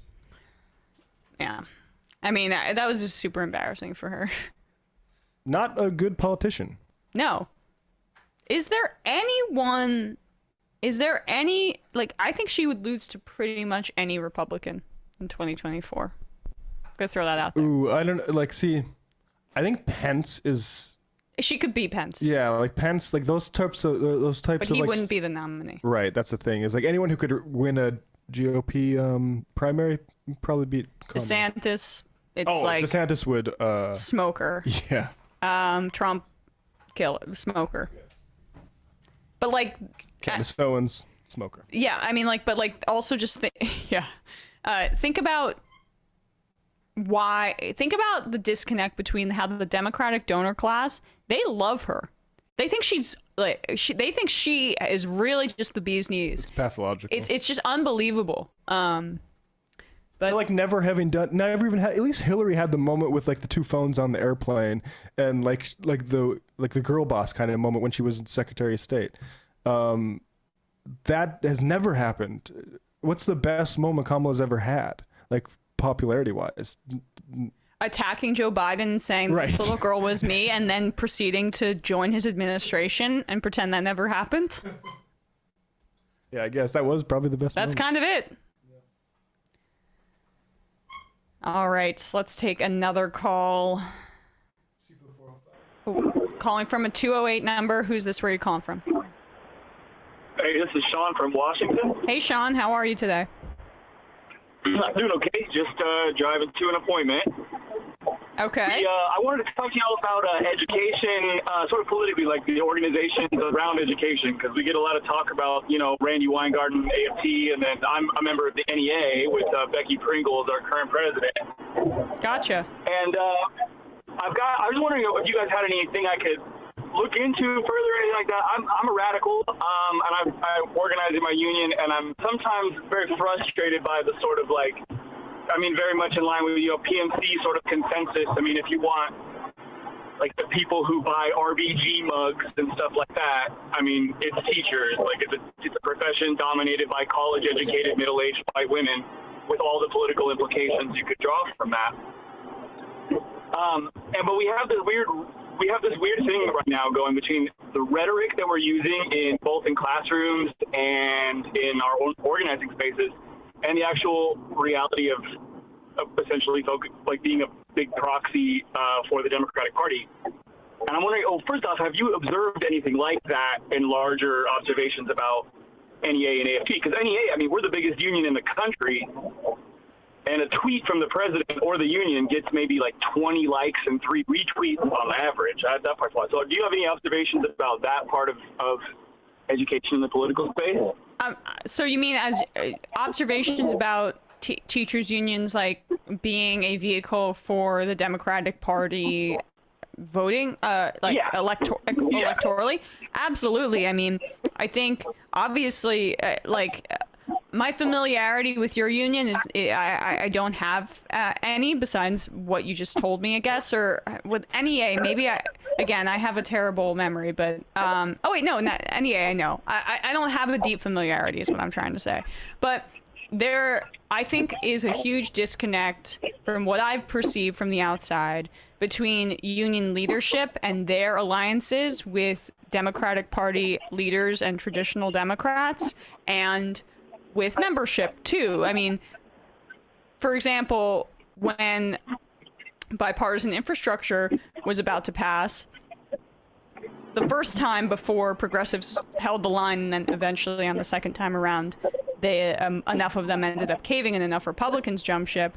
But Randy Weingarten and I believe the president of the AFL-CIO sent out a letter basically saying, let's vote for bipartisan infrastructure. Doesn't matter, we'll do Build Back Better later. And they did not prioritize some of the pro-act provisions that are in Build Back Better, and all of the, I don't know, universal pre-K stuff that might be of interest to people who are educators. So that, to me, shows how close leadership of certain large unions are to the old guard of Democratic politicians, and I do think that is a bit of a problem. Does that answer your question? Yeah, no, I think that's. I'm glad to hear that, really, because I think that's really similar to what I've observed. Another, I guess, thing about that is, so we're getting badgered all over the place about CRT. Like, we're getting, I mean, pretty much everybody's getting emails a week from parents. Social media is a minefield, all that kind of thing. And then we have these big, meaning the NEA, and also the AFT has similar proxies. Ours is called NCUEA, which is the National Council for Urban Education Associations, which is sort of taken itself on as I've been to a couple other conferences and things. It's one of the highlights of my year. It's really a space where it feels like the radical contingent of a union gets together to sort of set some of these priorities. And then it's just completely abandoned. So there's a lot of teachers who are stuck in this space where we feel like we're being empowered to really start taking more radical stances about equality and justice. And then all of our actual organizing efforts and dues money, that kind of thing, just goes to Joe Biden. You know what I'm saying? Right. Yeah, I mean, there probably needs to be, I don't know if your union bylaw, how your union bylaws are written, but whenever there's an opportunity to to renegotiate that, there probably should be some sort of all-out blitz in order to make that a bit more equitable, or like come back to the actual members. Yeah. Yeah. Cool. I just wanted to, I just wanted to get an outsider take, because I know you're politically involved, but not specifically in education. And then I guess I would leave with just, our president voted against the inclusion of universal health care in the Democratic platform last go around. That was disappointing. But I guess I'm just interested in what other teachers have to say about how they feel about this. And also, why does the NEA get such little engagement on Twitter? But that's all I got to say. Thanks for taking my call, and yeah, two things. Enjoy your cashews. If you have contact, or if you don't want to put it, say Matt publicly, will respond. We'll hang up and Matt will respond. But yeah, folks should get in touch if they know teachers organizations that are doing that stuff. I don't know if DSA has stuff, or if there's other movements of teachers that are trying to put more pressure on leadership, because this is the fractal problem everywhere, where like the leadership is in, whether it's Democratic Party or unions, they came about during neoliberalism. Yeah. And they don't have the even the muscle memory to fight the way that we need people to fight. Right. All right, let's move to, oh gosh, Donald Trump. Is there a 405? All right, we'll take a call. Hold on. We will take a call. Calling from a 405 number. Who's this? Where are you calling from? It's Gregory from Oklahoma. Gregory from Oklahoma. Matt told me to be on the lookout for your call. Yeah, I wanted to give a little bit of an update about my campaign. Yes. Hopefully going to start knocking doors within the new year. We have the info to be able to start doing that. So if anyone lives in Oklahoma and would like to possibly help me with that, send an email to my campaign or follow me on Twitter and let me know if you want to help drive me around or want to help there you help go. me with knocking on doors. Let's see. Fundraising's been all right. Thank you to anyone who listens to the show who has donated or talked to someone about donating. Can you plug your campaign website right now? Yes, it is gregory4hd26.com. Gregory4hd26.com. Can you pull that up, Bradley, please? And it's also in my bio on Twitter, if people want to go click on it there. Let's see, what else was I going to mention? Hey, we're showing it now. Gregory Hardin for District right. 26. 26. You can scroll down a little bit. We saw, we were... A nice Main Street shot there. There you go. Issues you're fighting for: education, workers' rights, criminal justice reform. Yep. Communication and transparency. And let's see. Yeah, and also check out the interview that I did with Matt on the show. It came out today, but we did the conversation about a little bit over a week ago. Awesome. It was pretty fun. And Emma, you're one of the last two people on the Majority Report who hasn't come on my show yet. So if you'd like to come on, we need to set something up sometime. Well, definitely. I'll do that. I'm trying to get myself back into coming on some shows. I'm actually doing Ben Burgess's show tonight. So after that, I'm all yours, Gregory. All right. Shoot me a DM and we can set up a time. All right. Later. Bye. Bye. Former teacher writes in, ex-teacher here, highly conservative area in Michigan, doesn't have revolutionaries because they quit or get ousted. My Core is a group doing good work. MI, I think, like for Michigan. MI Core is a group doing good work, which radicalized me publicly, but a lot of teachers are older, generally fearing radicalism. Right. Yeah. That's Not Fraud writes in, I watched the movie Captain Fantastic yesterday, where Viggo Mortensen's father character does his best to raise his family outside of all hegemonies and hierarchies of the capitalist world.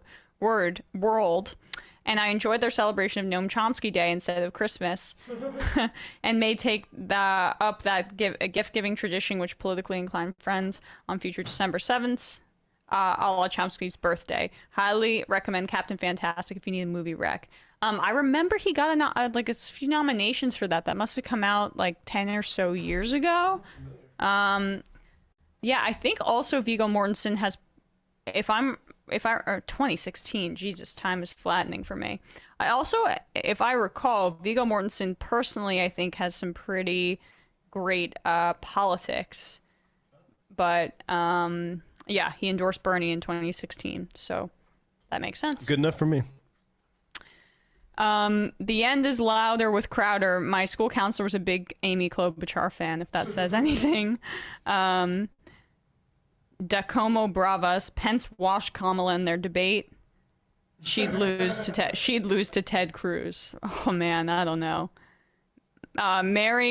Maryland Mailman says, I think they consider Charlemagne to be friendly. He was more so during the Dem primary. He isn't the most politically well versed. Not a ton of facts for the response to his question. This is where he's good though, calling them out on their BS. I mean, yeah, I think if Charlemagne starts demonstrating an ability to immediately follow up on like, oh yeah, but Manchin's blocking all that stuff, then they'll stop appearing with Charlemagne. Yeah, I mean, I appreciate his line of questioning more than, say, Howard Stern when he had Hillary on. Yes, exactly. Right? So, I mean, that was a real question. That's a real question that normal people wonder about. Literally, people are asking that all the time. And just because Kamala Harris doesn't like the question doesn't mean it isn't, I think, one of the top 3 questions people are asking about this process right now. A Republican question. Yeah, yeah.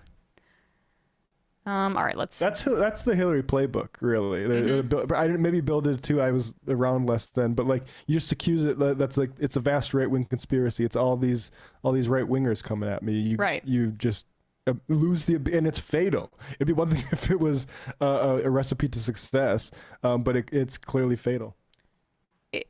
Right, because it's also indicative of like, oh, I don't need to understand this, and I can compartmentalize it. Yeah. And honestly, Kamala Harris's inner circle, like in terms of Hillary comparisons, I think that makes sense. And from what we understand, her political operation is like really poorly run and full of dysfunction. So we nominate her in 2024 at our own peril. Let's get to this last clip here of Donald Trump, because we gotta check in with him. Donald Trump is making the radio rounds. I believe this is a radio show. It's called he's with Walla News correspondent Barack Ravid on the Unholy podcast. Sorry, not a radio show. Here he is talking about American Jews and their opinion of Israel. This ought to be not offensive at all. There's people in this country that are Jewish no longer love Israel. I'll tell you, the evangelical Christians love Israel more than the Jews in this country. It used to be that Israel had absolute power over Congress, and today I think it's the exact opposite. And I think Obama and Biden did that. And yet in the election, they still get a lot of votes from Jewish people, which tells you that the Jewish people, and I've said this for a long time, the Jewish people in the United States either don't like Israel or don't care about Israel. I mean, you look at the New York Times. The New York Times hates Israel, hates them. And they're Jewish people that run the New York Times. I mean, the Sulzberger family. So Donald Trump can basically say, and he just did there, that Israel used to completely control Congress.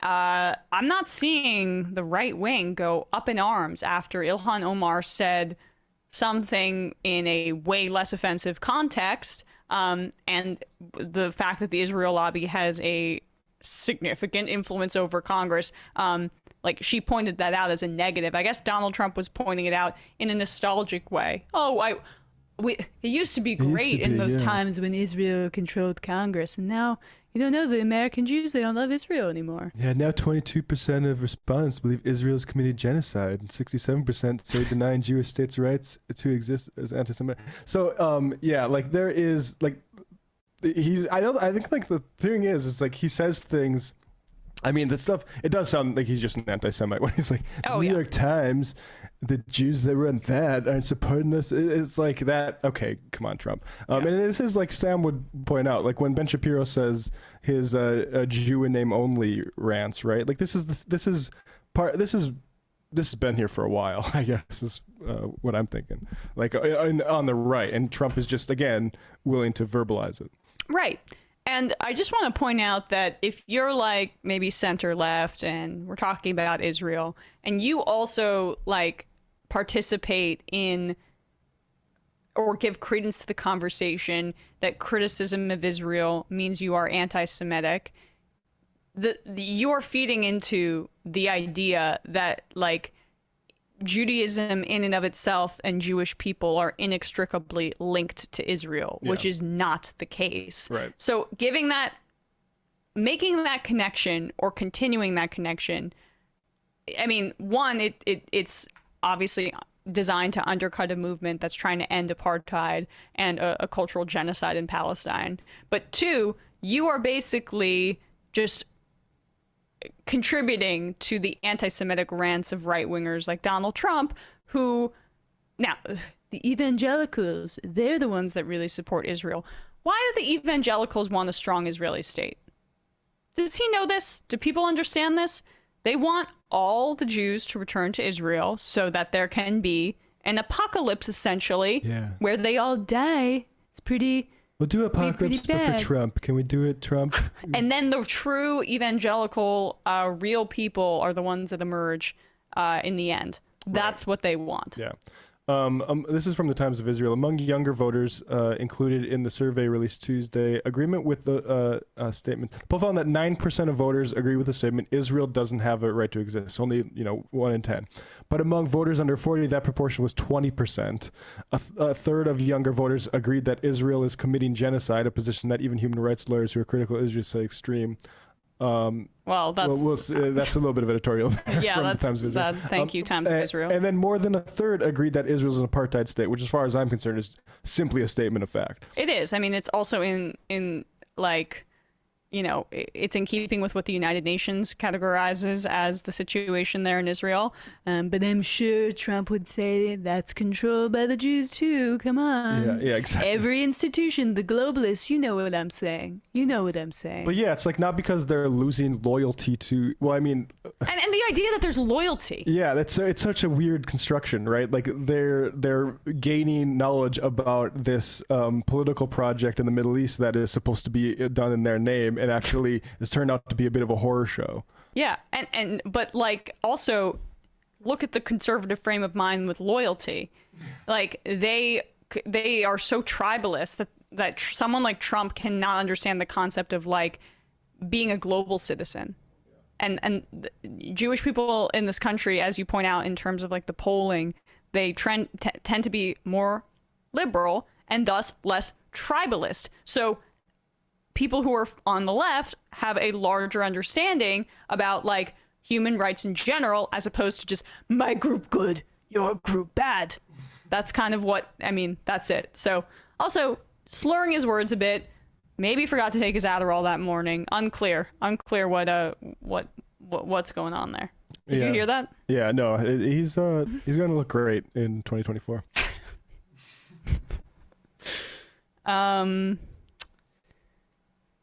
Milton Apathy said, didn't you say that about Biden? Last I checked, he won. About losing to anybody. Yeah, he lost. He won because of a global pandemic. That I can just say for my part and Michael's, like, we were not saying that. That's true. We said he was formidable, and that I definitely said because this came about when the Bernie or bust conversation again happened, and it's like, well, we can do that, but what happens if we do that and he wins, right? And it's like I think like there's still a conversation to be had, but I definitely know that I was not saying Joe Biden. You were was not, lose to and everybody. Mike. I remember specifically my conversation with Michael on TMBS about it. And that's actually a lesson we should take. Like, the Democrats might be able to still win elections, even letting Democrat or Republicans attack voting rights and not doing anything, because they might have enough suburban people. Like, the thing is like it's not sustainable, but it's like, and it's not in the short term it might build. Yeah, in the short term it might continue to happen, and like I'm not saying what we should do regarding that, but it's just like everyone just assumes because they do the bad thing that the right is going to win, or the Republicans, and it's like they did the bad thing with picking Joe Biden and axing Bernie, and they ended up turning out more voters than have ever voted in a general election before. Yeah. I mean, I like, it's easy. I was wrong about Biden, I think. It's pretty obvious. I think the circumstances definitely change. I think maybe the context of that conversation with Michael was the primary, though, not versus Trump. Yeah, well, even like after, but you guys had that. I mean, you guys talked about it separately. Yeah, but also, I mean, it's also the case that Biden could have lost to Trump had not there been a pandemic. That's my position. That's my belief. I think that's conceivable entirely. But I think I definitely underestimated him in the primary. And you know, living and learning. I mean, look, we make jokes about me being young, but I am young, and I know I don't know everything. Well, so also, I'm still trying to learn. Those sorts of that sort of prognostication, I don't think is really what some people think that's the job. Is like who can do the best predictions, and I'm more agnostic about predictions. I think it's that's it's basically astrology. Like who knows what's going to happen. Militant Apathy writes in, "Hey, Emma and Matt, what are your thoughts on Stacey Abrams? I seem to remember you both throwing hate mail her way too. This is the same IMer. What's up with that? When did I throw hate mail towards Stacey Abrams? Like, I think she's a pretty standard Democrat, and we praised her organization effort in Georgia, like, a lot." Yeah, I'm not a huge fan of her politics, and I think the Bloomberg stuff was, I think, like, I will not apologize for drawing a bright red line about not collaborating with Michael Bloomberg in terms of Democratic politics. I think he's an absolute menace. So that's, and otherwise, like, I think, yeah, she's shown some capability to organize folks. I think that's great. And I think, now people are writing in, Matt was literally more focused on Warren than Biden. Come on, man. You can't do two things at once. No, we weren't more focused on, we focused on Warren a lot, but we always said, I go back and look at those. We always said Biden was the real obstacle. I don't think that's a correct characterization of their position, even though that was before my time. We did PMC stuff, but yeah, like that's wrong. It's just wrong. Yeah. Mark Monkey, in my experience, white supremacists support Israel because they want it to be an ethno-state. What they don't like is our funding of them and the belief that they control everything. In other words, Trump's words are consistent. Also, Trump's basically saying that they have a dual loyalty falling on deaf ears is always telling. Yeah, I think that's some good observations. Majority Report wardrobe coordinator. After all the Jews return to Israel, Mombar the God arises from the earth, and we challenge the Klingons for interstellar domination. Did I get it right?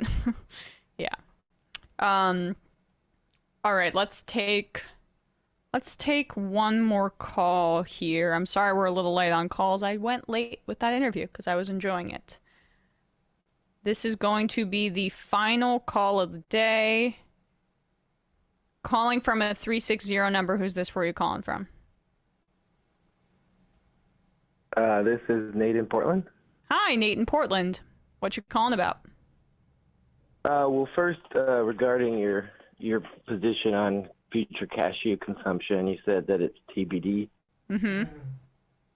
Maybe just to be safe, you should have said TBD. That's a good one, Nate. But actually, I was calling because you guys on the show talk a lot about like the committed liberals, you know, the pundits and the politicians, and I think I found and people say they get nervous. They aren't kidding. No, don't worry. You're doing great. So I think I maybe like 3 or 4 years ago I would have considered myself like a liberal, but just I hadn't been exposed to a lot of left arguments. And I considered some of my family members, especially my mom, similarly. And we were talking the other day about the New York Times, and I made some passing comment criticizing them. And she was shocked. She's like, "What are you talking about? They're liberal, right? Like they're on the left." And like I know from watching the show and all that that's not quite true, but I didn't have like a solid resource to point her to. So I was hoping you guys might have advice on it not being liberal, not closed off to. Sorry, what? Well, I mean, all you need to do is talk about the Iraq War, and you can point to the New York Times reporting on that very subject. You can point to the editorial board in that area, but you can also, if you just want to talk about like what they got wrong, you can just point to what Judith Miller's writings during that, how she breathlessly took the information that she was receiving from the Bush administration at face value and basically regurgitated it, or at least Bush administration and CIA assets. I mean, a lot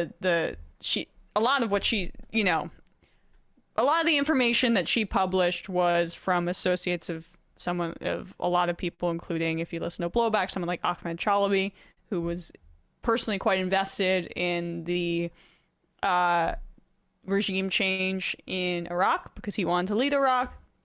And you know, a lot of her sources were like deeply connected to Rumsfeld. This is about the New York Times we're talking, like how yes. yeah, I mean the New York Times first, like where to point. There's a few places. Milton Al-Mahdi has a recent book about how the way the New York Times covers a place like Africa, for instance, and you can see they are, in their own terms, a capitalist newspaper, and that's what they are interested in, is extraction and exploitation.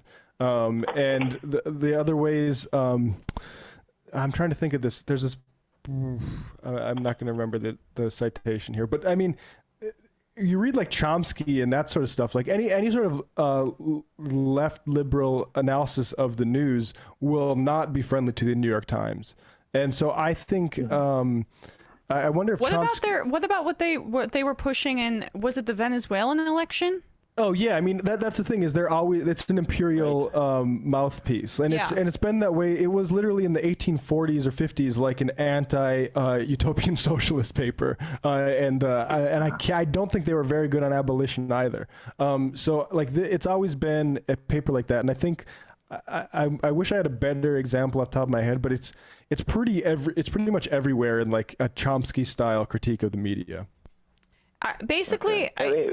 And you can, sorry, if you don't want to come in hot with, like, you know, some of our rhetoric that we're talking, you know, to each other about, you can basically say, hey, a paper like the New York Times, they do good investigative work, which is true, and they have the resources to do it, which is true, but they present the right-wing framing is that they are left, and yet they consistently frame issues from a neutral perspective, which actually kind of helps the right because it equates certain positions with the truthful positions.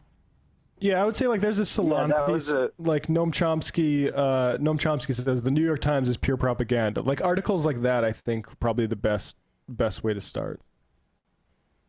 Yeah, I think it both speaks to how limited the options are out there, and also how they've kind of left-washed their own image with the cultural stuff. Yeah. Yes. For sure. All right, man. Nate, thank you so much for your call. Yeah, thanks. Have a good one. Bye. Bye. All right, guys, that is the final call of the day. We will take some more calls tomorrow, Wednesday. Well, I'll take calls every day that I'm here, just because, like, you know, it's more time, you know, because it's a little harder when I'm... Although, Matt, you know, Jesus, just shut up, Emma. Yeah, okay. You're on thin ice, Emma. Yeah, right. Someone asked me what my Myers-Briggs thing was, but I lost the name of the IM. I'm an ENFP. Have you ever taken that quiz? I have taken it, but You don't remember? I am very allergic to that sort of typology. Oh, I'm kind of like, I have a soft spot for it. Not really like in any way that, you know, it's not applicable to my life. It's a way to It's a way to channel my narcissism into something that can be put to paper. I see. My problem is like I just realized that's what's happening, and I realize that's what everyone's doing, and the entire exercise seems completely pointless. It's just like people telling each other, telling themselves about themselves. It's 100%. Have you ever like? I mean, it's been a long time since I've been on dating sites, but I'm pretty sure people put their Myers-Briggs in their dating profile. Yep. now. Swipe left. Yep. Yep. Matt's Blazers hat writes in, what happened to us, Matt? I thought we had something. Also, Adolph Reed Jr.'s new podcast, Class Matters, is out on YouTube today. Not sure about the other platforms yet. Oh, cool. Yeah, I mean, I think they got to trade Damian Lillard, but I don't want to upset any Portland Trailblazers fan. But as somebody who saw Kevin Garnett waste the prime of his career in Minnesota. Although he's looking pretty amazing right now. Who? Garnett. He's looking good? I mean, Garnett. Sorry, Durant. I thought you were talking about Durant and OKC. I was half listening. No, that's one thing too. But yeah, I mean, I just it's not looking good for Portland, and so it's not a good fashion look these days. Yeah, I mean, I'm all for Damian Lillard being traded to a certain area, a certain place. I would. Oh, the Knicks would be amazing. It would be pretty fun, right? I'd buy a Knicks hat. What? Chris Burdick writes in, on Friday, Sam ate one of the cookies that Brandon gave him and then told someone else in the studio to take the cookies away from him so that he wouldn't eat anymore. So the world needs to know, how many of those cookies did Sam wolf down? Do we know? I don't know. He took the honey, what were those things? The honey almonds? The chocolate? Yeah, he took that whole tin. I think he took that whole tin. That tin was... the size of a quart of milk. And... He ate like 20 of those. He ate like probably 25 of those. I ate one of those, and my stomach, I had an upset stomach. It is really it's like really honey. sweet. It's like honey drops in chocolate covering, and yeah, Sam was munching on them all day, and then Brandon brought cookies. I'm not really into the I'm not really into like honey kind of stuff or caramel. The cookies that Brandon brought were amazing. If it's like he put, what's the name of the cookie that he brought? He put salt in it too. Oh, like maybe a pretzel or chips in it. Oh, right. I've just tried the Christmas tree one. The caramel one, Emma? No, it looked like a chocolate chip cookie, and then there were the monster cookie sort of monster cookie. Yeah. Like there's something salty that he puts in it. They put, like, I love sweet and salty together. That's because then it offsets too much of the sweetness for sure. David says Myers-Briggs is trash. Thank you so much. Crackers and cheese. I am also an ENFP. We actually had to take those tests at an academic contest at my university for a leadership degree. $140K well spent, I guess. Yeah, leadership study is totally about Myers-Briggs. Yeah, exactly. Oh, God. I mean, that's why I'm like not in the traditional industry, because if I had to sit through those corporate conferences, I don't know what I would do. I like that, honestly, like early, when I think back of when I am still myself, I don't know if that makes sense, but like when I had become myself was probably in my reaction to like, what am I doing? Like, what would you do in this situation? What would you do in that situation? What does this make? Like, it just seems so silly to me. Yeah, right.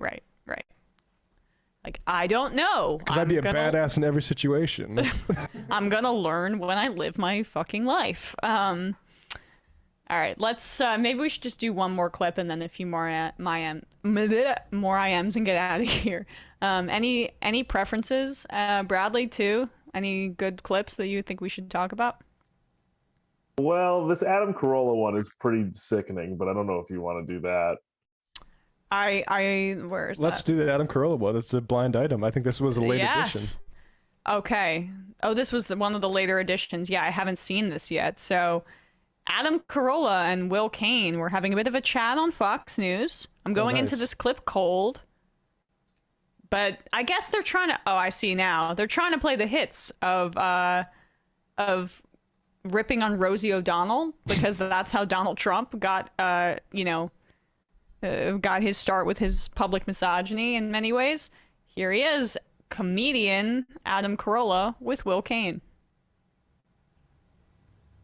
It looks like there's a new dress code for the friendly skies. A Florida man was recently kicked off of his flight, Adam, for wearing, instead of a mask, a woman's thong over his face. The cheeky move was part of a protest, of course, of these federal mask mandates, and the man insisted the underwear covered his nose and mouth, but the flight crew wasn't having it. I don't know what the rules are there, Adam. I mean, is there a specific type of mask I have to wear? If my face is covered, what's the problem? Can you pause it for a sec? What? This guy who wore the thong thinks he's really funny. And then this is the kind of like triggering the libs thing that is, it's basically like a 13-year-old's inside joke with his friends. Yeah, which is very sad to say as you look at how old Adam Carolla looks, but continue, Bradley. Yeah. I don't know what the rules are there, Adam. I mean, is there a specific type of mask I have to wear? If my face is covered, what's the problem? Well, my question is whose thong was it? If that was Rosie O'Donnell's thong, then the flight must be stopped. But I don't know, Dana Perina's thong. Well, now it's a completely different kettle of fish. So sorry to hit too close to home, but no, here's my point. If that guy said he was transitioning and was a man becoming a woman, and he put the thong on and just wore the thong around his waist onto the plane, the left would be defending him vehemently right now. Will Kane, you gonna stand up for your colleague there? No, guess not. You're just gonna laugh as the guest on your program makes a joke about wanting to sniff her underwear. I mean, that solidarity at Fox News, I'd imagine it's quite high. The most base level of like the Rosie O'Donnell's on like that is. Has she even been in public life for like 15 years? Exactly, Give it a fucking bro. rest, like, dude. are you in some cryogenic like frozen beer chamber that you get unfrozen out of once every like 5 years to make an observation? Yeah. And then, I mean, to be fair, the gross discussion of Dana Perino's underwear is probably the only thing that is on brand for Adam Carolla there. In what way? I mean, that's like what he brings, right? Like the women jumping on trampolines, like the prurience, like you said, like adolescent boy behavior. And it's nice that Will Kane just laugh at him. Yeah, exactly. I mean, I'm just like trying to imagine a situation in which like a guest said that on our program to like Sam or to you or something about me. And you just laugh and don't say anything about it. It's like unbelievable. And that's why he's in a cryogenic chamber, because his like sensibilities about what's acceptable seem to be frozen in that time as well. Yep. Anyway, what a creep. All right, we are going to read like 5-10 more IMs, and then we are going to wrap this show up. Tom from Yakiba, who's a campaigner, ENFP, a campaigner somewhat. Okay, this is just you guys can Google ENFP if you want to hear about my personality, which it's like probably not even that accurate, but Nick from PA says, check out the Debt Collective. The PA Philly branch of the Debt Collective is having a meeting tonight at 7:00 p.m. If you are looking for if you look for @StrikeDebt on Twitter, they will have the Zoom information to be able to register for the meeting. Great plug. We will be talking about the upcoming action on January 18th to demand President Biden cancels all student debt and fights for free tuition colleges. Did you say they released that memo but just heavily redacted the student loan memo? I didn't actually. It is it's hilarious. I mean, Nick from PA, so noble about the free tuition colleges. It's Manchin struck free community college from the Build Back Better plan. Oh yeah, look at this. This is actually how they redacted the Secretary's legal authority for broad-based debt cancellation, and it's about 7 pages just of it's pink redacted. Yeah. Oh my God. What? It should have been a rainbow flag. Why? Like, that's real? That's real. That was the Debt Collective, I believe, FOIA'd them, and that's what they got in response. So, I mean, usually made for like covering up war crimes. I guess you do the pink ones when you're covering up coercion of people with student loans. I guess. pray for our Kowalski. Hey, Emma and MR crew forgot to mention in the call that if you are interested in adding just a little spice to your holiday meal discussions, if any relatives are talking positively about upcoming election candidates, deregulation stance is basically a pro-poisoning the rivers, groundwater, and reservoirs, which will destroy the recreational and hunting tourism industries that rely heavily on a clean environment. It's a roundabout way to tie the financial interests of rural Republicans to environmental interests. You shouldn't have to convince them on a financial basis, but this is the reality we're living in. Good luck, folks. These elections are going to suck. I'll explain cover crops if you're interested. Only takes 90 seconds to explain. Mostly positive leftist poggers. All right, Kowalski, just call in tomorrow and we'll take your call on it. One final thing to underline before we head out is just dissatisfaction with Jayapal.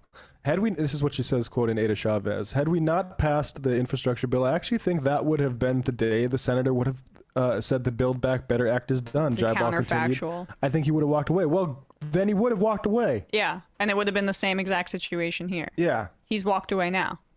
I mean, again, like, I take what someone like Ilhan Omar says seriously, and it seems like there is, like, and I've liked a lot of what I've seen from Jayapal, but I don't understand, and I think that she's well liked and represents. She's above average for a Democrat, but this was a failed strategy. 100%. I just mean in terms of like the Congressional Progressive Caucus leadership, there has been an improvement in that leadership, but that doesn't mean that this wasn't a massive misstep. And trusting Pelosi is insane.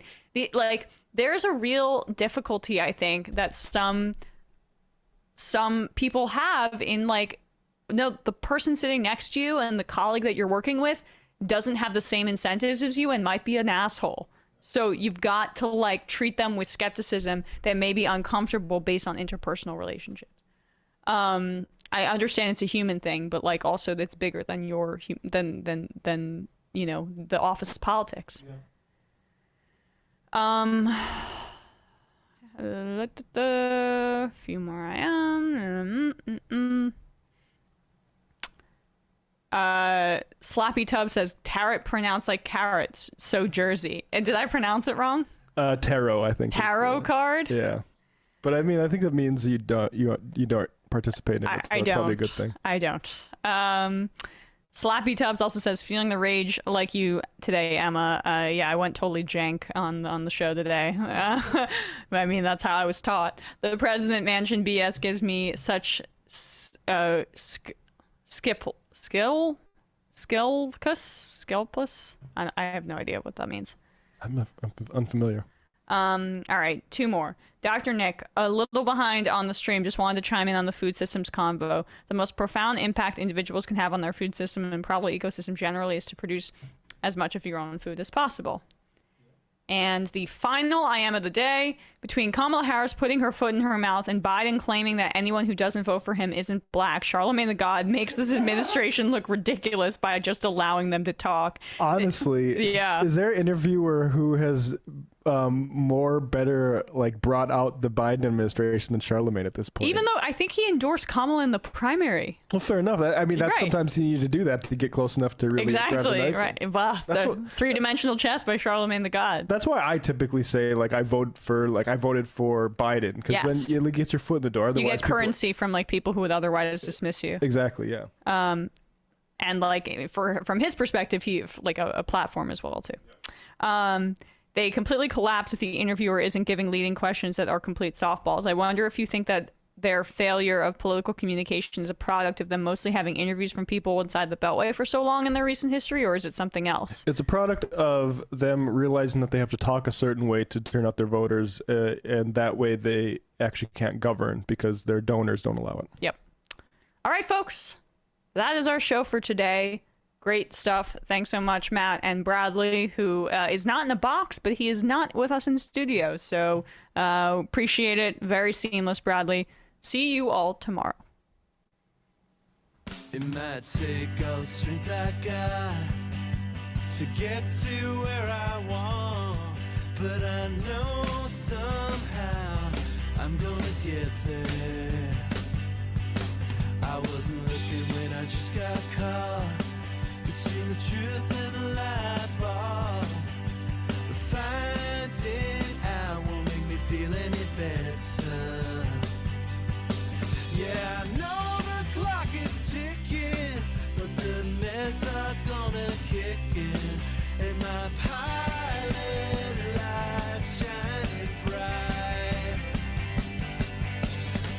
option where the choice is made, for the option where you don't get paid, for the road that bends before it finally breaks you.